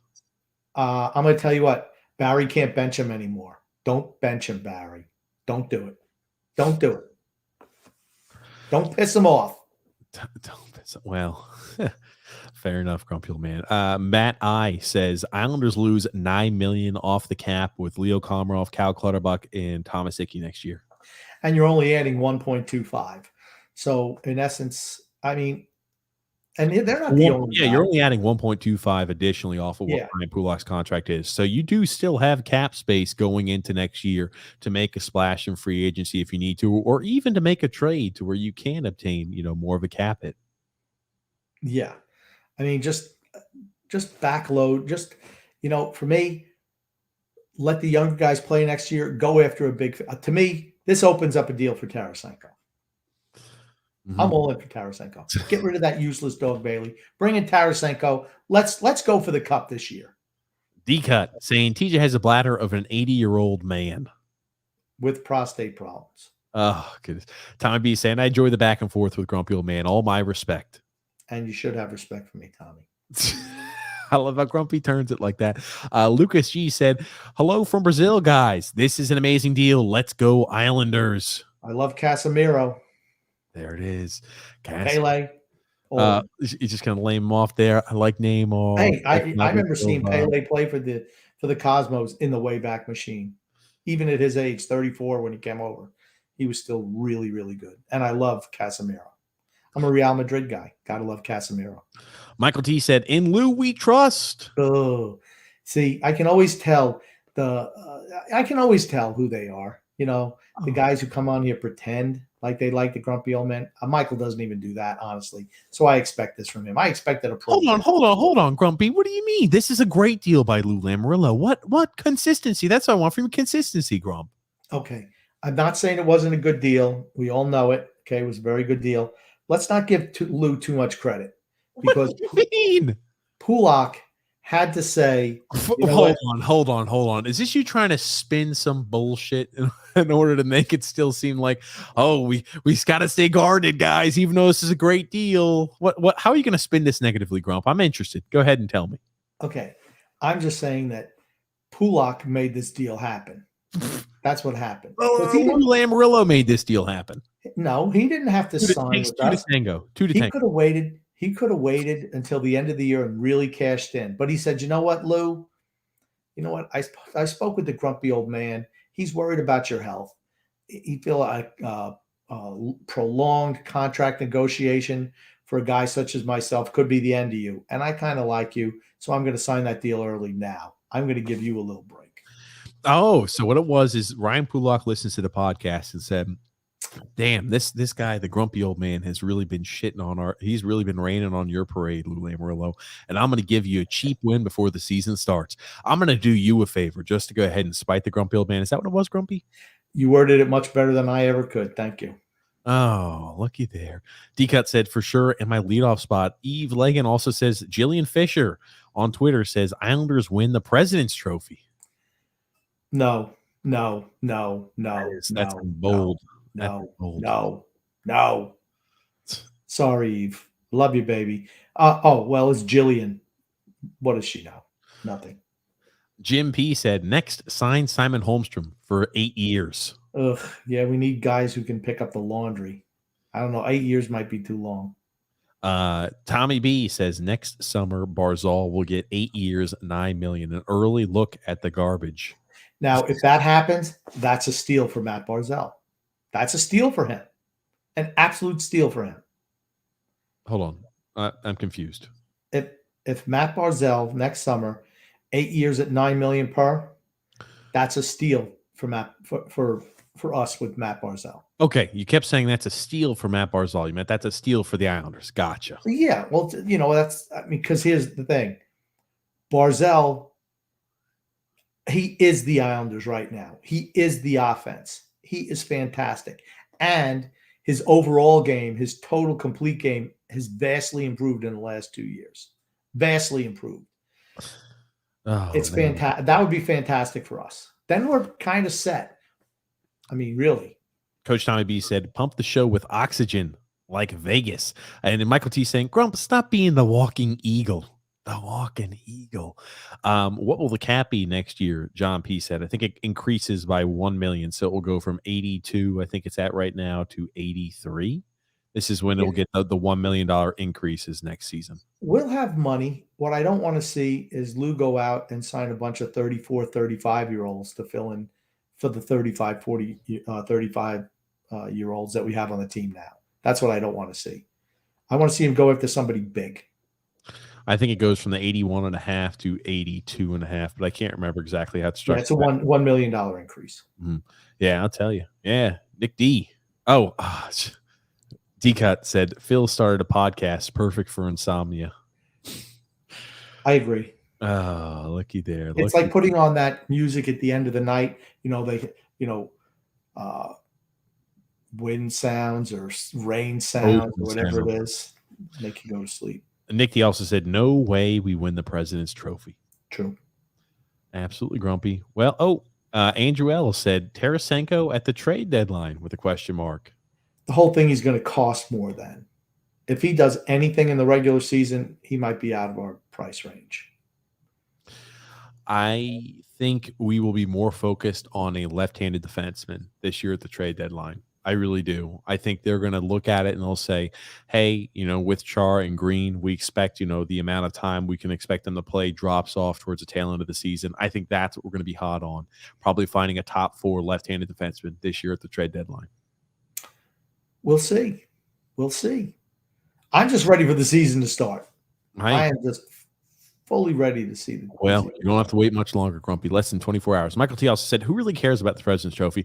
I don't either. It's all about making the playoffs and then what you do damage-wise in the playoff. That's all what it's about. Scott L. said, Pulock's deal, first 5 years, no trade clause. Last 3 years, limited no trade clause. That's fine. I got no problem with that. That's fantastic, too. I have no issues at all with that. This is not a guy. I don't mind giving him a no trade clause either. This is the guy that we need to be here. And again, we've got him through the prime of his career. It's not like we've signed him on the back end when he's 30, giving him a 6 or 7 year deal. We're heading him through the prime of his career. Coach Tommy B said, good night, gents. Great job. See you next Wednesday. Viewing party on Saturday, so we'll miss the show. Break a leg. See you later, Tommy Buffy. And then a D-Cut saying, Hampus Lindholm at the deadline. He's an unrestricted free agent at the end of the year. I have no problem going for somebody like that. I don't want to give a first-round draft pick for him, though. Can't do it. Just cannot give it away another first. Can't do it. Don't be shocked if we do. John P. saying, let's go Islanders. Grumpy, what a fantastic way to end this year's offseason, right? NHL hockey for the New York Islanders begins tomorrow against the Carolina Hurricanes, and a little special treat, Ryan Pulock re-signs as we're doing another live show. This is fantastic, Grump. Yeah, and really it doesn't do anything to improve the team, though. Okay. Just keeping one of our own guys. You always talk about the future. You always talk about how we're aligning ourselves for the success in the future. This is one of those moves. Yeah, but I'm in the futures like tomorrow.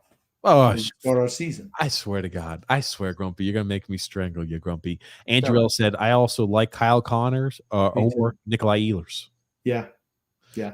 Matt I saying, great show, gentlemen. Thanks there, Matt. But Grumpy, we're here at the end, a little over 3 hours into our podcast. The next podcast we'll be doing is live after the Islanders game Saturday, which takes place 6 p.m. Eastern Standard Time. That being said, Grumpy old man, what type of comments do you have thoughts going into this season and comments before we conclude today's podcast. I'm excited for the season. I want to see I want to see us beat Carolina because they've been a problem for us. And then Florida, man, it's gonna be another tough game.